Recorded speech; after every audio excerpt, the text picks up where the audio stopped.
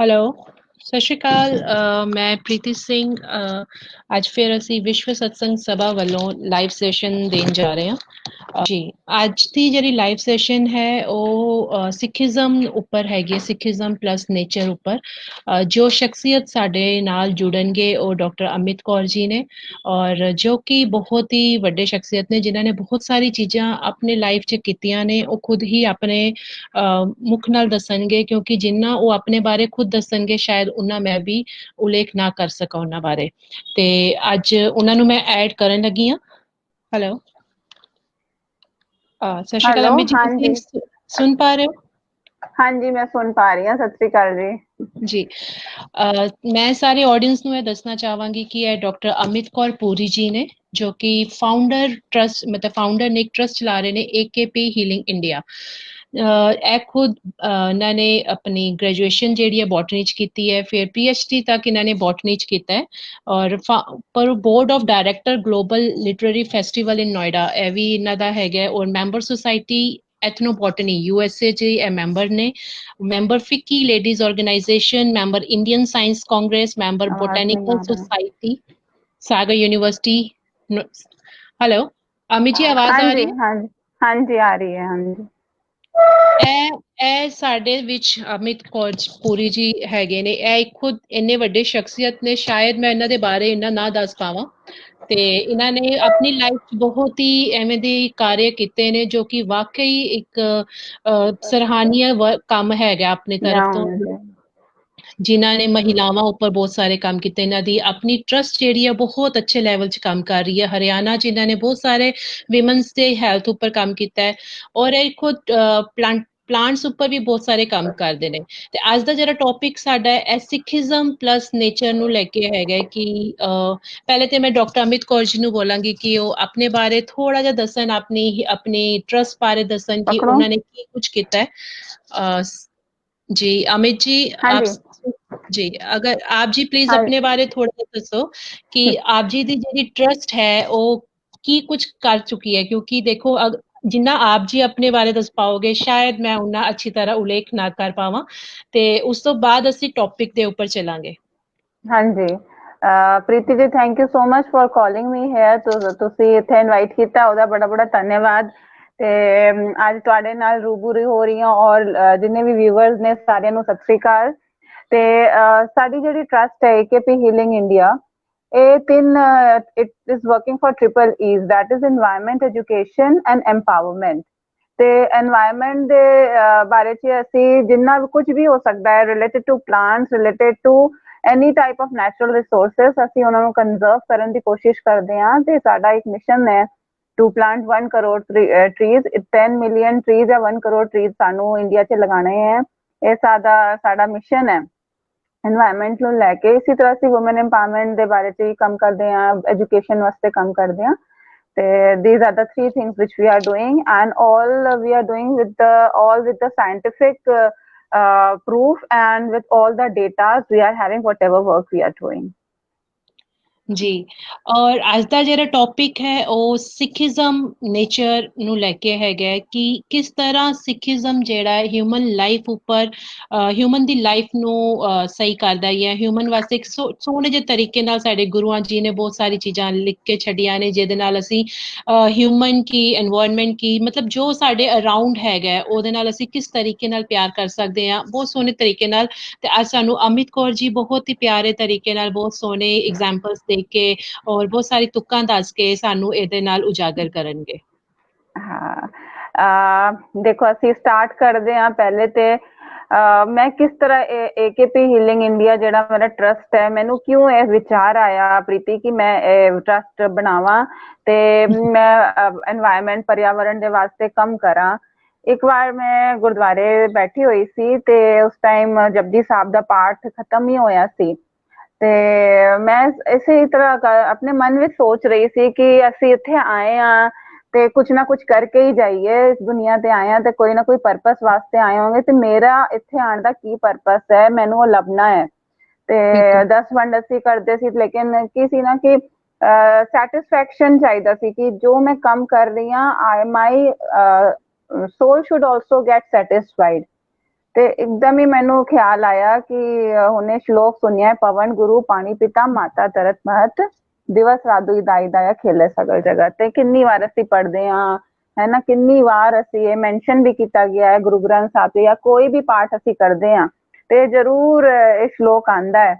ਤੇ ਮੈਂ ਸੋਚਿਆ ਕਿ ਕਿਉਂ ਨਾ ਇसी ਸ਼ਲੋਕ ਨੂੰ ਨੂੰ ਆਪਣੇ ਜੀਵਨ ਵਿੱਚ ਡਾਲੀਏ। ਤੇ as it is mentioned 500 years back by Guru Nanak Dev Ji, we have to respect all the natural resources. Pavan is considered as our guru, and water is considered as our father, and earth is considered as our mother, and din and raat is considered as fire and space. ਤੇ ਹੋ ਇਹ ਪੰਜ ਚੀਜ਼ਾਂ ਨੇ, ਪੰਜ elements ਨੇ ਜਿਹਦੇ ਨਾਲ ਪੂਰੀ ਧਰਤੀ ਬਣੀ ਹੋਈ ਹੈ ਤੇ ਸਾਡਾ ਸਰੀਰ ਵੀ ਬਣਿਆ ਹੋਇਆ ਹੈ। ਤੇ we have to, ਹਾਂਜੀ, ਤੇ we have to conserve all these five things to conserve and preserve ourselves and the human race as well as the life on this universe। ਤੇ ਇਹ ਸੋਚ ਕੇ ਮੈਂ ਸੋਚਿਆ ਕਿ ਇੰਨਾ ਜ਼ਿਆਦਾ ਪੋਲਿਊਸ਼ਨ ਫੈਲਿਆ ਹੋਇਆ ਹੈ, ਐਂਡ ਬੀਇੰਗ ਅ ਬੋਟਨਿਸਟ ਮੈਨੂੰ ਕੀ ਕਰਨਾ ਚਾਹੀਦਾ ਹੈ। ਤੇ ਵਿਚਾਰ ਹੈ ਕਿ ਮੈਂ 1 ਕਰੋੜ ਪੌਦੇ ਜਦ ਤੱਕ ਮੈਂ ਹਾਂ ਇਸ ਧਰਤੀ ਤੇ एटलीस्ट मैं 1 करोड़ पौधे लगावा। जबकि मतलब ये काफी डिफिकल्ट सी, बहुत बड़ा टारगेट सी, बट दिल च मेरा आया कि करना है। ते मैं बस उठों उठी हाँ और ਉਹਦੇ ਬਾਅਦ ਆਪਣਾ ਪੌਦੇ ਨਾ ਮੈਂ ਆਪਣੇ ਗੱਡੀ ਵਿੱਚ 50 ਪੌਦੇ ਦੇ ਸੈਪਲਿੰਗ, ਟ੍ਰੀ ਸੈਪਲਿੰਗ ਹਮੇਸ਼ਾ ਰੱਖਦੀ ਸੀ। ਸਵੇਰੇ ਬੱਚਿਆਂ ਨੂੰ ਬੱਸ ਸਟਾਪ ਛੱਡਣ ਜਾਣਾ ਤੇ ਰਸਤੇ 'ਚ ਜੋ ਵੀ ਖਾਲੀ ਸਪੇਸ ਦਿਖਦਾ ਮੈਨੂੰ ਦਿਖਦਾ ਸੀ, ਉੱਥੇ ਮੈਂ ਡਿਗ ਕਰਕੇ ਪੌਦੇ ਲਗਾਉਣਾ ਸ਼ੁਰੂ ਕਰਤੇ। ਇਹ ਧੀਰੇ ਧੀਰੇ ਗੱਲ ਫੈਲਣ ਲੱਗੀ, ਲੋਕ ਫਿਰ ਆ ਕੇ ਜੁਆਇਨ ਕਰਨ ਲੱਗੇ। ਤਾਂ ਮੈਂ ਆਪਣੇ AKP ਹੀਲਿੰਗ ਇੰਡੀਆ ਟਰਸਟ ਦੀ ਰਚਨਾ ਕੀਤੀ, ਆਰਗੇਨਾਈਜ਼ ਕੀਤਾ ਇਹਨੂੰ, ਔਰ ਆਲ ਓਵਰ ਇੰਡੀਆ ਤੋਂ ਲੋਕ ਹੁਣ ਜੁੜ ਗਏ ਨੇ, ਉਹ ਪਲਾਂਟੇਸ਼ਨ ਕਰਦੇ ਨੇ। We are not only interested in plantation but we are also interested in adoption of trees. ਮਤਲਬ ਕਿ ਜਿਹੜੇ ਪੌਦੇ ਅਸੀਂ ਲਗਾ ਰਹੇ ਹਾਂ ਉਹਨੂੰ ਅਸੀਂ ਅਡੋਪਟ ਵੀ ਕਰੀਏ, ਉਹਨੂੰ ਵੱਡਾ ਵੀ ਕਰੀਏ। ਇਹ ਨਾ ਹੋਏ ਕਿ ਲਗਾ ਕੇ ਬਸ ਫੋਟੋ ਖਿਚਾਈਏ ਔਰ ਬਸ ਨਾ ਹੋ ਗਿਆ ਕਿ ਚਲੋ 1 ਕਰੋੜ ਪੌਦੇ ਲਗਾ ਲਏ ਨੇ। ਤੇ ਇਹ ਨਹੀਂ ਕਰਨਾ ਸਾਨੂੰ, ਉਹਨਾਂ ਦੀ ਰੱਖਿਆ ਵੀ ਕਰਨੀ ਹੈ, ਉਹਨਾਂ ਨੂੰ ਵੱਧਦੇ ਹੋਏ ਦੇਖਣਾ। ਜਿਵੇਂ ਅਸੀਂ ਬੱਚਿਆਂ ਨੂੰ ਵੱਧਦੇ ਹੋਏ ਦੇਖਦੇ ਹਾਂ, ਉਹਨਾਂ ਦਾ ਪਾਲਣ ਪੋਸ਼ਣ ਕਰਦੇ ਹਾਂ, ਉਸੇ ਤਰ੍ਹਾਂ ਇਹ ਪਲਾਂਟਸ ਵੀ ਸਰਵਾਈਵ ਕਰਨ। ਤੇ ਮੇਰੀ ਕੋਸ਼ਿਸ਼ ਰਹਿੰਦੀ ਹੈ ਕਿ ਅਗਰ 100 ਪੌਦੇ ਅਸੀਂ ਲਗਾਇਆ, ਘੱਟ ਤੋਂ ਘੱਟ 90 to 95% ਦੇ ਸ਼ੁੱਡ ਸਰਵਾਈਵ। ਤੇ ਇਸ ਤਰ੍ਹਾਂ ਧੀਰੇ ਧੀਰੇ ਕਰਕੇ ਸਾਰਾ ਇੰਡੀਆ ਹੀ ਸਾਡੇ ਨਾਲ ਜੁੜ ਗਿਆ ਹੈ, ਔਰ everybody is planting trees, adopting trees, ਔਰ ਬੜਾ ਅੱਛਾ ਲੱਗਦਾ ਹੈ ਕਿ ਜਿਹੜਾ ਮਿਸ਼ਨ ਸੀ ਉਹ ਪੂਰਾ ਹੋ ਗਿਆ ਹੈ ਜੀ। ਨਹੀਂ, ਚਲੋ ਬਹੁਤ ਹੀ ਵਧੀਆ। ਤੇ ਇੱਕ ਆਪ ਜੀ ਨੇ ਜਿਵੇਂ ਦੱਸਿਆ ਸੀਗਾ ਕਿ ਹਰਿਆਣਾ ਸਾਈਡ ਬਹੁਤ ਸਾਰੀ ਲੇਡੀਜ਼ ਨੂੰ ਉਹਨਾਂ ਦੀ ਹੈਲਥ ਉੱਪਰ ਤੁਸੀਂ ਕੰਮ ਕਰ ਰਹੇ ਹੋ, ਉਹਨਾਂ ਦੇ ਮਤਲਬ ਥੋੜਾ ਜਿਹਾ ਉਹਦੇ ਉੱਪਰ ਵੀ ਅਗਰ ਰੂਬਰੂ ਤੁਸੀਂ ਕਰ ਸਕੋ, ਮਤਲਬ ਉਹਨਾਂ ਦੇ ਉੱਪਰ ਥੋੜਾ ਜਿਹਾ ਸਾਨੂੰ ਦੱਸ ਸਕੋ ਕਿ ਕਿਵੇਂ ਦੇ ਲੇਡੀਜ਼ ਤੁਹਾਨੂੰ ਮਿਲੀਆਂ, ਕੀ ਕੁਝ ਮੁਸ਼ਕਿਲਾਂ ਉਹਨਾਂ ਨੂੰ ਸੀ। ਕਿਉਂਕਿ ਅੱਜ ਕੱਲ ਦੇ ਟਾਈਮ 'ਚ ਜਿਵੇਂ ਤੁਸੀਂ ਦੇਖ ਰਹੇ ਹੋ ਲੋਕਡਾਊਨ ਵੀ ਹੈ, ਕਾਫੀ ਮਜ਼ਦੂਰ ਜਿਹੜੇ ਪੈਦਲ ਚੱਲ ਰਹੇ ਨੇ, ਤੇ ਉਹਨਾਂ ਦੇ ਨਾਲ ਲੇਡੀਜ਼ ਤੇ ਮਤਲਬ ਅਗਰ ਆਦਮੀ ਕਹੇਗਾ ਕਿ ਚੱਲਣਾ ਹੈ, ਲੇਡੀਜ਼ ਕੁਝ ਬੋਲੇਗੀ ਨਹੀਂ, ਲੇਡੀਜ਼ ਆਪਣਾ ਬੋਰੀਆ ਬਿਸਤਰਾ ਚੁੱਕੇਗੀ ਤੇ ਨਾਲ ਹੀ ਚੱਲ ਪਏਗੀ। ਤੇ ਉਹਨਾਂ ਵਾਸਤੇ ਵੀ ਕਿਤੇ ਨਾ ਕਿਤੇ ਬਹੁਤ ਸਾਰੀ ਪ੍ਰੋਬਲਮਸ ਆ ਰਹੀਆਂ ਨੇ, ਆਂਦੀਆਂ ਵੀ ਨੇ। ਤੇ ਮੈਂ ਚਾਹਾਂਗੀ ਕਿ ਜਿਵੇਂ ਤੁਸੀਂ ਹਰਿਆਣਾ 'ਚ ਉਹਨਾਂ ਨੂੰ ਸਪੋਰਟ ਕੀਤਾ, ਕੁਝ ਐਵੇਂ ਦੀ ਅਗਰ ਸਾਨੂੰ ਛੋਟੇ ਜਿਹੇ ਟਿਪਸ ਮਿਲ ਜਾਣ ਕਿ ਜਿਹੜੀ ਲੇਡੀਜ਼ ਐਵੇਂ ਮਜ਼ਦੂਰੀ ਕਰਦੀਆਂ ਨੇ ਜਾਂ ਜਾਂਦੀਆਂ ਨੇ, ਤੇ ਉਹਨਾਂ ਨੂੰ ਵੀ ਥੋੜਾ ਜਿਹਾ ਮਤਲਬ ਹੌਸਲਾ ਹੋ ਸਕੇ ਕਿ ਉਹ ਵੀ ਗਾਈਡੈਂਸ ਉਹਨਾਂ ਨੂੰ ਮਿਲ ਸਕੇ ਥੋੜਾ ਜਿਹਾ। ਹਾਂਜੀ ਪ੍ਰੀਤੀ ਜੀ, ਮੇਰਾ ਇੱਕ ਪ੍ਰੋਜੈਕਟ ਹੈ impact of educational policies on social and economic and health status of women of Mewat. ਤੇ ਮੇਵਾਤ ਇੱਕ ਹਰਿਆਣਾ 'ਚ ਜਗ੍ਹਾ ਹੈ ਜਿਹੜਾ 60 ਕਿਲੋਮੀਟਰ ਦੂਰੀ ਹੈ ਦਿੱਲੀ ਤੋਂ, ਜ਼ਿਆਦਾ ਦੂਰ ਵੀ ਨਹੀਂ ਹੈ। ਤੇ ਲੇਕਿਨ ਉੱਥੇ ਤੁਸੀਂ ਦੇਖੋਗੇ ਤੇ ਕੰਡੀਸ਼ਨ ਬੜੀ ਖਰਾਬ ਹੈ ਲੇਡੀਜ਼ ਦੀ, ਬੜਾ ਮੁਸ਼ਕਿਲ। ਮੈਂ ਚਾਹੁੰਦੀ ਸੀ ਉੱਥੇ ਲੇਡੀਜ਼ ਪੜ੍ਹਨ, ਬੱਚੇ ਇਨਰੋਲ ਤੇ ਕਰਦੇ ਨੇ ਕਲਾਸ 'ਚ ਬਟ ਉਹ ਆਉਂਦੇ ਨਹੀਂ, ਡ੍ਰੌਪ ਆਊਟਸ ਹੋ ਜਾਂਦੇ ਨੇ। ਤਾਂ ਮੈਨੂੰ ਇਹਦਾ ਕਾਰਨ ਪਤਾ ਲਗਾਉਣਾ ਸੀ ਕਿ ਕੁੜੀਆਂ ਪੜ੍ਹਦੀਆਂ ਕਿਉਂ ਨਹੀਂ, ਆਉਂਦੀਆਂ ਤੇ ਨੇ ਸਕੂਲ 'ਚ ਲੇਕਿਨ ਅੱਗੇ ਕੰਟੀਨਿਊ ਕਿਉਂ ਨਹੀਂ ਕਰਦੇ। ਤੇ ਇਹ ਕਰਨ ਵਾਸਤੇ ਮੈਂ ਉੱਥੇ ਗਈ ਮੇਵਾਤ ਪਤਾ ਕਰਨ। ਲੇਕਿਨ ਉੱਥੇ ਜਾ ਕੇ ਮੈਂ ਦੇਖਿਆ ਕਿ ਜਿਹੜੀ ਨੈਸੈਸਿਟੀਜ਼ ਨੇ, ਜਿਵੇਂ ਰੋਟੀ, ਕੱਪੜਾ, ਮਕਾਨ, ਪਾਣੀ, ਇਹ ਸਭ ਕੁਝ ਵੀ ਉੱਥੇ ਨਹੀਂ ਹੈ। ਪਾਣੀ ਦੀ ਕਮੀ ਹੈ, ਇਲੈਕਟ੍ਰਿਸਿਟੀ ਨਹੀਂ ਹੈ। ਇੱਕ ਆਦਮੀ ਨੇ 3 ਵਿਆਹ ਕੀਤੇ ਹੋਏ ਨੇ ਤੇ ਹਰੇਕ ਵਾਈਫ ਦੇ 8 ਤੋਂ 12 ਬੱਚੇ ਨੇ। ਕੰਟਰਾਸੈਪਟਿਵ ਦਾ ਯੂਜ਼ ਕਰਨਾ ਉਹਨਾਂ ਦੇ ਵਾਸਤੇ ਟੈਬੂ ਹੈ, ਉਹ ਨਹੀਂ ਯੂਜ਼ ਕਰਦੇ ਨੇ। ਤੇ ਫੀਮੇਲ ਇਨਫੋਰਟੀਸਾਈਡ, ਇਨਫੈਂਟੀਸਾਈਡ ਦੇ ਕੇਸਿਸ ਕਾਫੀ ਰਿਪੋਰਟਡ ਸੀ ਉੱਥੇ। ਤੇ ਇਹ ਸਭ ਮੈਂ ਦੇਖ ਕੇ ਮੈਂ ਸੋਚਿਆ ਕਿ ਮੈਂ ਤੇ ਐਜੂਕੇਸ਼ਨ ਦੀ ਗੱਲ ਕਰਨ ਆਈ ਸੀ ਕਿ ਬੱਚੀਆਂ ਪੜ੍ਹਦੀਆਂ ਕਿਉਂ ਨਹੀਂ, ਲੇਕਿਨ ਇਹਨਾਂ ਦੇ ਕੋਲ ਤੋਂ ਨਾਰਮਲ ਚੀਜ਼ਾਂ ਵੀ ਨਹੀਂ ਹੈਗੀਆਂ। ਹੈਲਥ ਇਸ਼ੂਜ਼ ਇੰਨੇ ਜ਼ਿਆਦਾ ਸੀ, ਲੇਡੀਜ਼ ਐਨੈਮਿਕ ਸੀ। ਮਤਲਬ everything was going against all females। ਤੇ ਹੁਣ ਇੱਕ ਹੋਰ ਗੁਰੂ ਨਾਨਕ ਦੇਵ ਜੀ ਕਹਿ ਕੇ ਗਏ, ਸੋ ਕਿਉ ਮੰਦਾ ਆਖੇ ਜਿਤ ਜਨੇ ਰਾਜਾਨ। ਤੇ ਉੱਥੇ ਕੇਸਿਸ ਦੇ ਦੇਖ ਕੇ ਦਿਲ ਬੜਾ ਹੀ ਖਰਾਬ ਹੋਇਆ, ਬੜਾ ਦੁਖਿਆ। ਤੇ ਅਸੀਂ ਮੈਂ ਸੋਚਿਆ ਕਿ ਕਿਉਂ ਨਾ ਇਹਨਾਂ ਦੇ ਵਾਸਤੇ ਕੰਮ ਕਰੀਏ, ਇਹਨਾਂ ਨੂੰ ਸਕਿੱਲ ਡਿਵੈਲਪਮੈਂਟ ਕਰਾਈਏ, ਇਹਨਾਂ ਨੂੰ ਮਤਲਬ ਇੰਨਾ ਕੁਝ ਦੇ ਫਾਈਨੈਂਸ਼ੀਅਲੀ ਸਟਰੋਂਗ ਕਰ ਦਈਏ। ਤੇ ਇਹ ਸੋਚ ਕੇ ਕਿ ਜਿਵੇਂ ਗੁਰੂ ਨਾਨਕ ਦੇਵ ਜੀ ਬੋਲ ਕੇ ਗਏ ਸੀ ਕਿ the ladies who give birth to priests and ladies who give birth to warriors and the ladies who give birth to kings should be highly respected and never get insulted। So I thought, being a lady myself, I should respect all those women whom I was going and helping them। I started helping them in the way to improve the development by developing their skills, और ਉਹਨਾਂ ਦੇ ਦਿਲ ਵਿੱਚ ਇੱਕ ਆਪਣੇ ਵਾਸਤੇ respect ਉਜਾਗਰ ਕਰਨਾ ਕਿ ਤੁਸੀਂ ਆਪਣੀ ਰਿਸਪੈਕਟ ਨਹੀਂ ਕਰੋਗੇ ਤੇ ਤੁਹਾਡੀ ਰਿਸਪੈਕਟ ਕੋਈ ਕਰ ਹੀ ਨਹੀਂ ਸਕਦਾ। ਤੇ ਸੈਲਫ ਰਿਸਪੈਕਟ, ਸਵਾਭਿਮਾਨ ਜਿਹੜਾ ਕਹਿੰਦੇ ਆ, ਉਹ ਉਹਨਾਂ ਦੇ ਅੰਦਰ ਜਗਾਣਾ ਤੇ ਉਹਨਾਂ ਨੂੰ ਥੋੜਾ ਜਿਹਾ ਪੁਸ਼ ਕਰਨਾ ਕਿ ਤੁਹਾਡੇ ਕੋਲ ਸਾਰਾ ਕੁਝ ਹੈ, ਸਕਿੱਲਸ ਹੈ, ਸਾਰਾ ਕੁਝ ਹੈ, ਟੈਲੈਂਟ ਹੈ ਤੁਹਾਡੇ ਕੋਲ, ਤੇ ਤੁਸੀਂ ਵੀ ਕਮਾ ਸਕਦੇ ਹੋ, ਤੁਸੀਂ ਵੀ ਸਵਾਭਿਮਾਨ ਨਾਲ ਤੁਸੀਂ ਆਪਣਾ ਜੀਵਨ ਕਰ ਸਕਦੇ ਹੋ। ਤੇ ਫਿਰ ਉਸ ਤਰ੍ਹਾਂ ਉਹਨਾਂ ਨੂੰ ਹੈਲਪ ਕੀਤਾ। ਹੁਣ ਤੁਸੀਂ ਅੱਜ ਦੇ ਸਿਨੈਰੀਓ 'ਚ ਇਹ ਪੁੱਛ ਰਹੇ ਹੋ ਕਿ ਲੇਬਰਰ ਜਿਹੜੀ ਲੇਡੀਜ਼ ਨੇ ਉਹ ਚੱਲ ਪੈਂਦੀਆਂ ਨੇ ਜਿੱਥੇ ਚਾਹੋ, ਜਿੱਥੇ ਬੋਲੋ।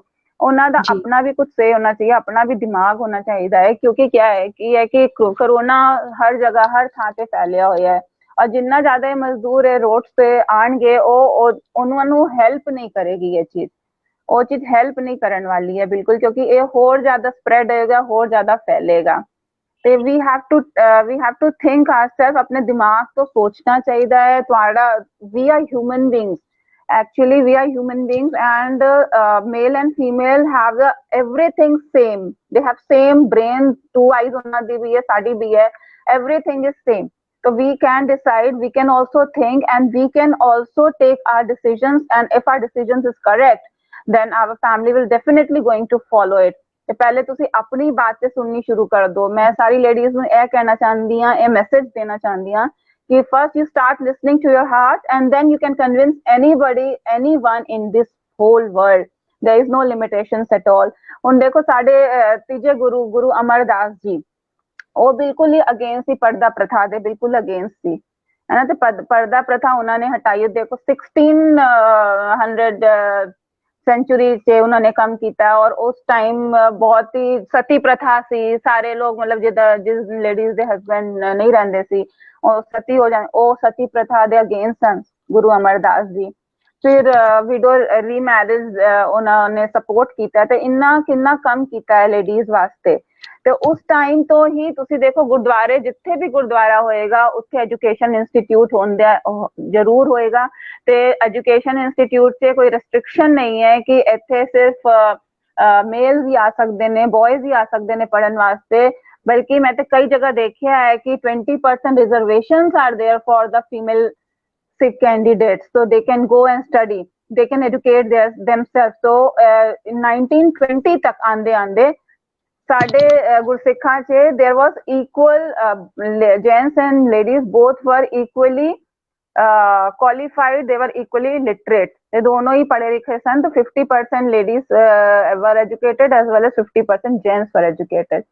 ਤੇ ਮੈਨੂੰ ਲੱਗਦਾ ਹੈ ਕਿ ਸਾਡੇ ਸਿੱਖਾਂ ਵਿੱਚ, ਸਿੱਖੀਜ਼ਮ 'ਚ ਇਹ ਸਾਨੂੰ ਸਿੱਖਿਆ ਮਿਲਦੀ ਹੈ ਕਿ there is no differentiation between boys and girls, between male and female, and female are given the equal rights if worship is concerned or education is concerned।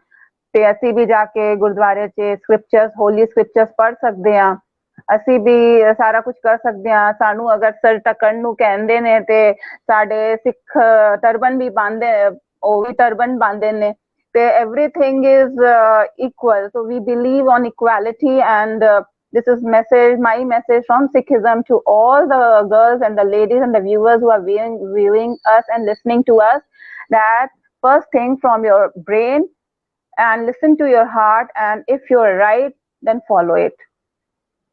ਜੀ ਬਿਲਕੁਲ ਬਿਲਕੁਲ।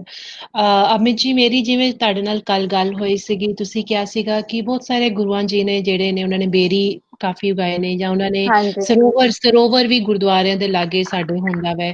ਮੈਂ ਹਾਂਜੀ ਦੇਖੋ, ਅਸੀਂ ਸਭ ਜਾਣਦੇ ਹਾਂ ਕਿ ਸਰੋਵਰ ਹੁੰਦਾ ਹੈ, ਜਾਂ ਜਿਵੇਂ ਦੁੱਖ ਪੰਜਨੀ ਬੇਰੀ ਹੈ, ਥੋੜੀ ਬਹੁਤ ਸਭ ਨੂੰ ਪਤਾ ਹੈ ਕਿ ਕੀ ਚੀਜ਼ਾਂ ਨੇ, ਲੇਕਿਨ ਅਗਰ ਤੁਸੀਂ ਉਸ ਚੀਜ਼ ਨੂੰ ਹੋਰ ਅੱਛੀ ਤਰ੍ਹਾਂ ਸਮਝਾ ਸਕੋ ਕਿ ਸਰੋਵਰ ਉੱਥੇ ਕਿਉਂ ਹੈ, ਹਮ ਕਿਉਂ ਹਮ ਕਿਉਂ ਰੀਜ਼ਨ ਹੈ ਕਿ ਹਰ ਗੁਰਦੁਆਰੇ ਦੇ ਲਾਗੇ ਸਰੋਵਰ ਜਾਂ ਨਦੀ ਹੈ, ਜਾਂ ਫਿਰ ਕੁਛ ਐਵੇਂ ਦੇ ਟਰੀਜ਼ ਉੱਥੇ ਨੇ ਜੋ ਕਿ ਸਾਨੂੰ ਬਲੇਸਿੰਗ ਦਿੰਦੇ ਨੇ, ਜਾਂ ਕੁਛ ਵੀ, ਤੁਸੀਂ ਉਹਦੇ ਬਾਰੇ ਵੀ ਥੋੜਾ ਚੀਜ਼ ਦੱਸੋ।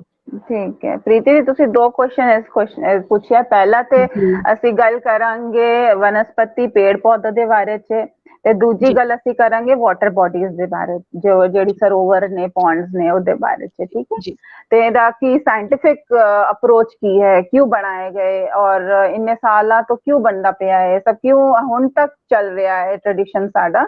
ਤੇ ਪਹਿਲੇ ਤੇ ਦੇਖੋ, ਜਿੰਨੇ ਵੀ ਪੇੜ ਪੌਦੇ ਨੇ, ਵਨਸਪਤੀ ਨੇ, ਉਹ ਸਾਰਿਆਂ ਵਾਸਤੇ, ਸਾਰੇ ਹੀ ਗੁਰੂ ਜੀ ਨੇ, 10 ਗੁਰੂ ਸਾਰਿਆਂ ਨੇ ਉਹਦਾ ਕਿਹਾ ਹੈ ਕਿ ਸਾਨੂੰ ਉਹਦੀ ਰਿਸਪੈਕਟ ਕਰਨੀ ਹੈ ਔਰ ਕੰਜ਼ਰਵ ਕਰਨਾ ਹੈ।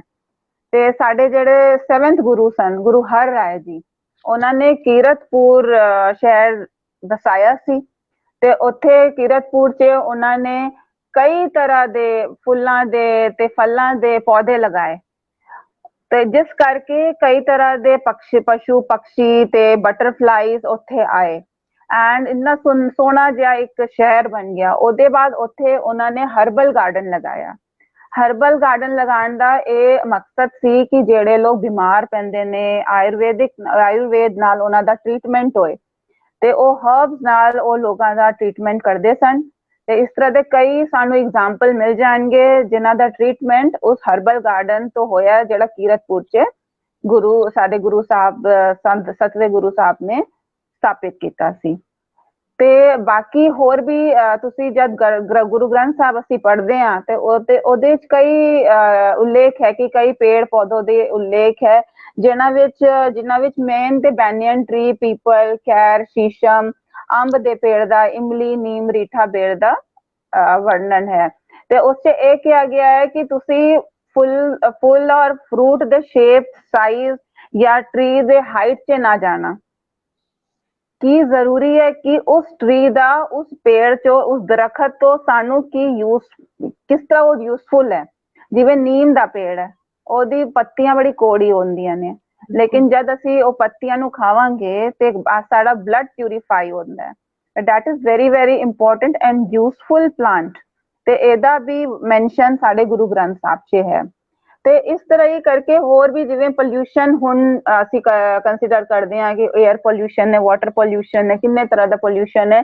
It is been mentioning from the last 30 to 40 years, okay, but in our Sikhism it was mentioned sometimes 500 years back that we have to not pollute all these natural resources because we are the part of all these natural resources.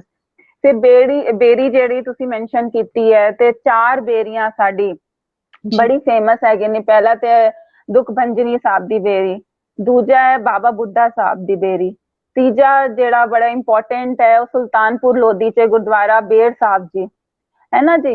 ਤੇ ਇਸ ਤਰ੍ਹਾਂ ਲੀਚੀ ਬੇਰ ਸਾਹਿਬ ਹਰਮਿੰਦਰ ਸਾਹਿਬ ਚ, ਤੇ ਅਸੀਂ ਉੱਥੇ ਜਾਂਦੇ 200 ਸਾਲ ਪੁਰਾਣੇ ਦਰਖਤ ਨੇ, ਤੇ ਹੁਣ ਵੀ ਇਹ ਕੰਜ਼ਰਵ ਨੇ।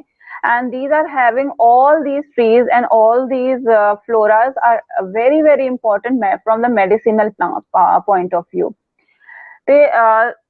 All the trees are medicinally important, so we have to secure them and conserve them and plant them. फिर एक गुरु ग्रंथ साहब से मेंशन है कि आपे भवर फूल फल तवर, आपे भवर फूल फल तवर, आपे जलथल सागर सरवर, आपे मच कच करने कर तेरा रूप न लखना जाए. What does this mean? This means that you yourself are bee, you yourself are flower, fruit and tree.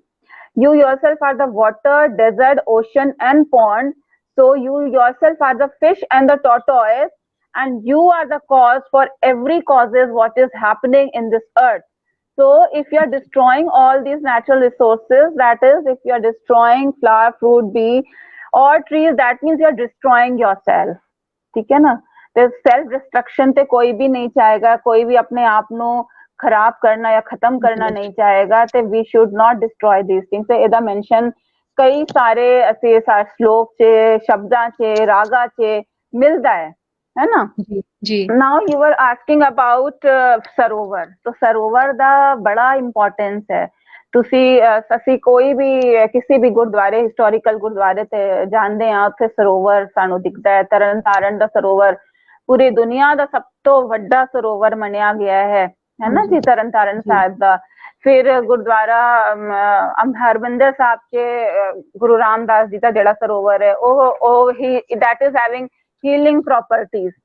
ਤੇ ਕਿਸ ਤਰ੍ਹਾਂ ਇਹ ਹੀਲਿੰਗ ਪ੍ਰੋਪਰਟੀਜ਼ ਕਿਉਂ ਹੈ, ਇਹਦਾ ਕੀ ਸਾਇੰਟਿਫਿਕ ਰੀਜ਼ਨ ਹੈ। ਹੁਣ ਸਾਨੂੰ ਬੱਚੇ ਪੁੱਛਦੇ ਨੇ ਜਾਂ ਕੋਈ ਵੀ ਪੁੱਛਦਾ ਹੈ ਕਿ ਤੁਸੀਂ ਕਹਿੰਦੇ ਹੋ ਕਿ ਸਰੋਵਰ ਤੇ ਇਸ਼ਨਾਨ ਕਰਨਾ ਚਾਹੀਦਾ ਹੈ, ਘਰ 'ਚ ਟੈਪ ਵਿੱਚ ਪਾਣੀ ਆਉਂਦਾ ਹੈ, ਸ਼ਾਵਰ ਅਸੀਂ ਕਰ ਲੈ ਲਈਏ, ਤੇ why it is important to go to gurdwara and have a dip and sip of the pond and the sarovar water.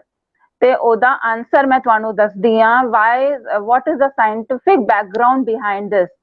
ਤੇ ਅਸੀਂ ਇੱਕ ਐਕਸਪੈਰੀਮੈਂਟ ਕੀਤਾ ਸੀ। ਉਸ 'ਚ ਕੀ ਕੀਤਾ ਕਿ ਇੱਕ ਗਲਾਸ ਪਾਣੀ ਟੈਪ ਵਾਟਰ ਦਾ ਲਿਆ, ਨਾਰਮਲ ਨਲਕੇ ਦਾ ਪਾਣੀ ਲਿਆ, ਤੇ ਦੂਜਾ ਇੱਕ ਗਲਾਸ ਪਾਣੀ ਸਰੋਵਰ ਦਾ ਲਿੱਤਾ ਹੈ। ਉਹ ਦੋਨੋਂ ਪਾਣੀ ਨੂੰ ਅਸੀਂ ਕ੍ਰਿਸਟਲਾਈਜ਼ ਕੀਤਾ। crystallization means freezing the water to make it in the ice form। ਤੇ ਬਾਅਦ 'ਚ ਉਹ ਆਈਸ ਨੂੰ ਜਦ ਮਾਈਕਰੋਸਕੋਪ 'ਚ ਦੇਖਿਆ ਹੈ, ਤੇ ਗੁਰਦੁਆਰੇ ਤੋਂ ਜਿਹੜਾ ਸਰੋਵਰ ਤੋਂ ਜਿਹੜਾ ਪਾਣੀ ਕਲੈਕਟ ਕੀਤਾ ਹੋਇਆ ਸੀ, that was the molecular structure of that water was symmetrical। ਠੀਕ ਹੈ, ਜੋ ਸਟਰਕਚਰ ਦਿਖ ਰਿਹਾ ਸੀ ਉਹ ਫੁੱਲ ਵਰਗਾ ਦਿਖ ਰਿਹਾ ਸੀ, ਸਿਮੈਟ੍ਰਿਕਲ ਦਿਖ ਰਿਹਾ ਸੀ। ਔਰ ਘਰੋਂ ਜਿਹੜਾ ਟੈਪ ਤੋਂ ਜਿਹੜਾ ਪਾਣੀ ਲਿਆ ਸੀ, ਉਹਨੂੰ ਜਦ ਕ੍ਰਿਸਟਲਾਈਜ਼ ਕਰਕੇ ਅਸੀਂ ਮਾਈਕਰੋਸਕੋਪ ਤੇ ਦੇਖਿਆ, ਤੇ that was totally unsymmetrical and the shape was distorted। So the water and this experiment was repeated again and again and again and again। So it was verified that the water which we have collected from the Gurudwara Sarovar, or from water which listens the chantings and the Shabad and the Kirtan and all the prayers got charged up and its molecular structure changes। ठीक है, ਤੇ ਜਦ ਉਹ ਪਾਣੀ ਅਸੀਂ ਪੀਂਦੇ ਹਾਂ, ਸਾਡਾ ਜੋ ਸਰੀਰ ਹੈ 72% ਪਾਣੀ ਦਾ ਬਣਿਆ ਹੋਇਆ ਹੈ। ਤੇ when we take this water inside, ਤੇ ਉਹ ਜਿਹੜਾ ਸਿਮੈਟ੍ਰਿਕਲ ਪਾਣੀ ਅਸੀਂ ਪੀਂਦੇ ਹਾਂ, ਕਿਸੇ ਵੀ ਤਰ੍ਹਾਂ ਦਾ ਸਾਨੂੰ ਰੋਗ ਹੋਏ, ਕਿਸੇ ਵੀ ਤਰ੍ਹਾਂ ਦੇ ਟੌਕਸਿਨਸ ਹੋਣ ਸਾਡੇ ਸਰੀਰ 'ਚ, ਉਹ ਪਾਣੀ ਨਾਲ ਨਿਕਲ ਜਾਂਦੇ ਨੇ, ਉਹਦੀ ਹੀਲਿੰਗ ਹੋਣੀ ਸ਼ੁਰੂ ਹੋ ਜਾਂਦੀ ਹੈ।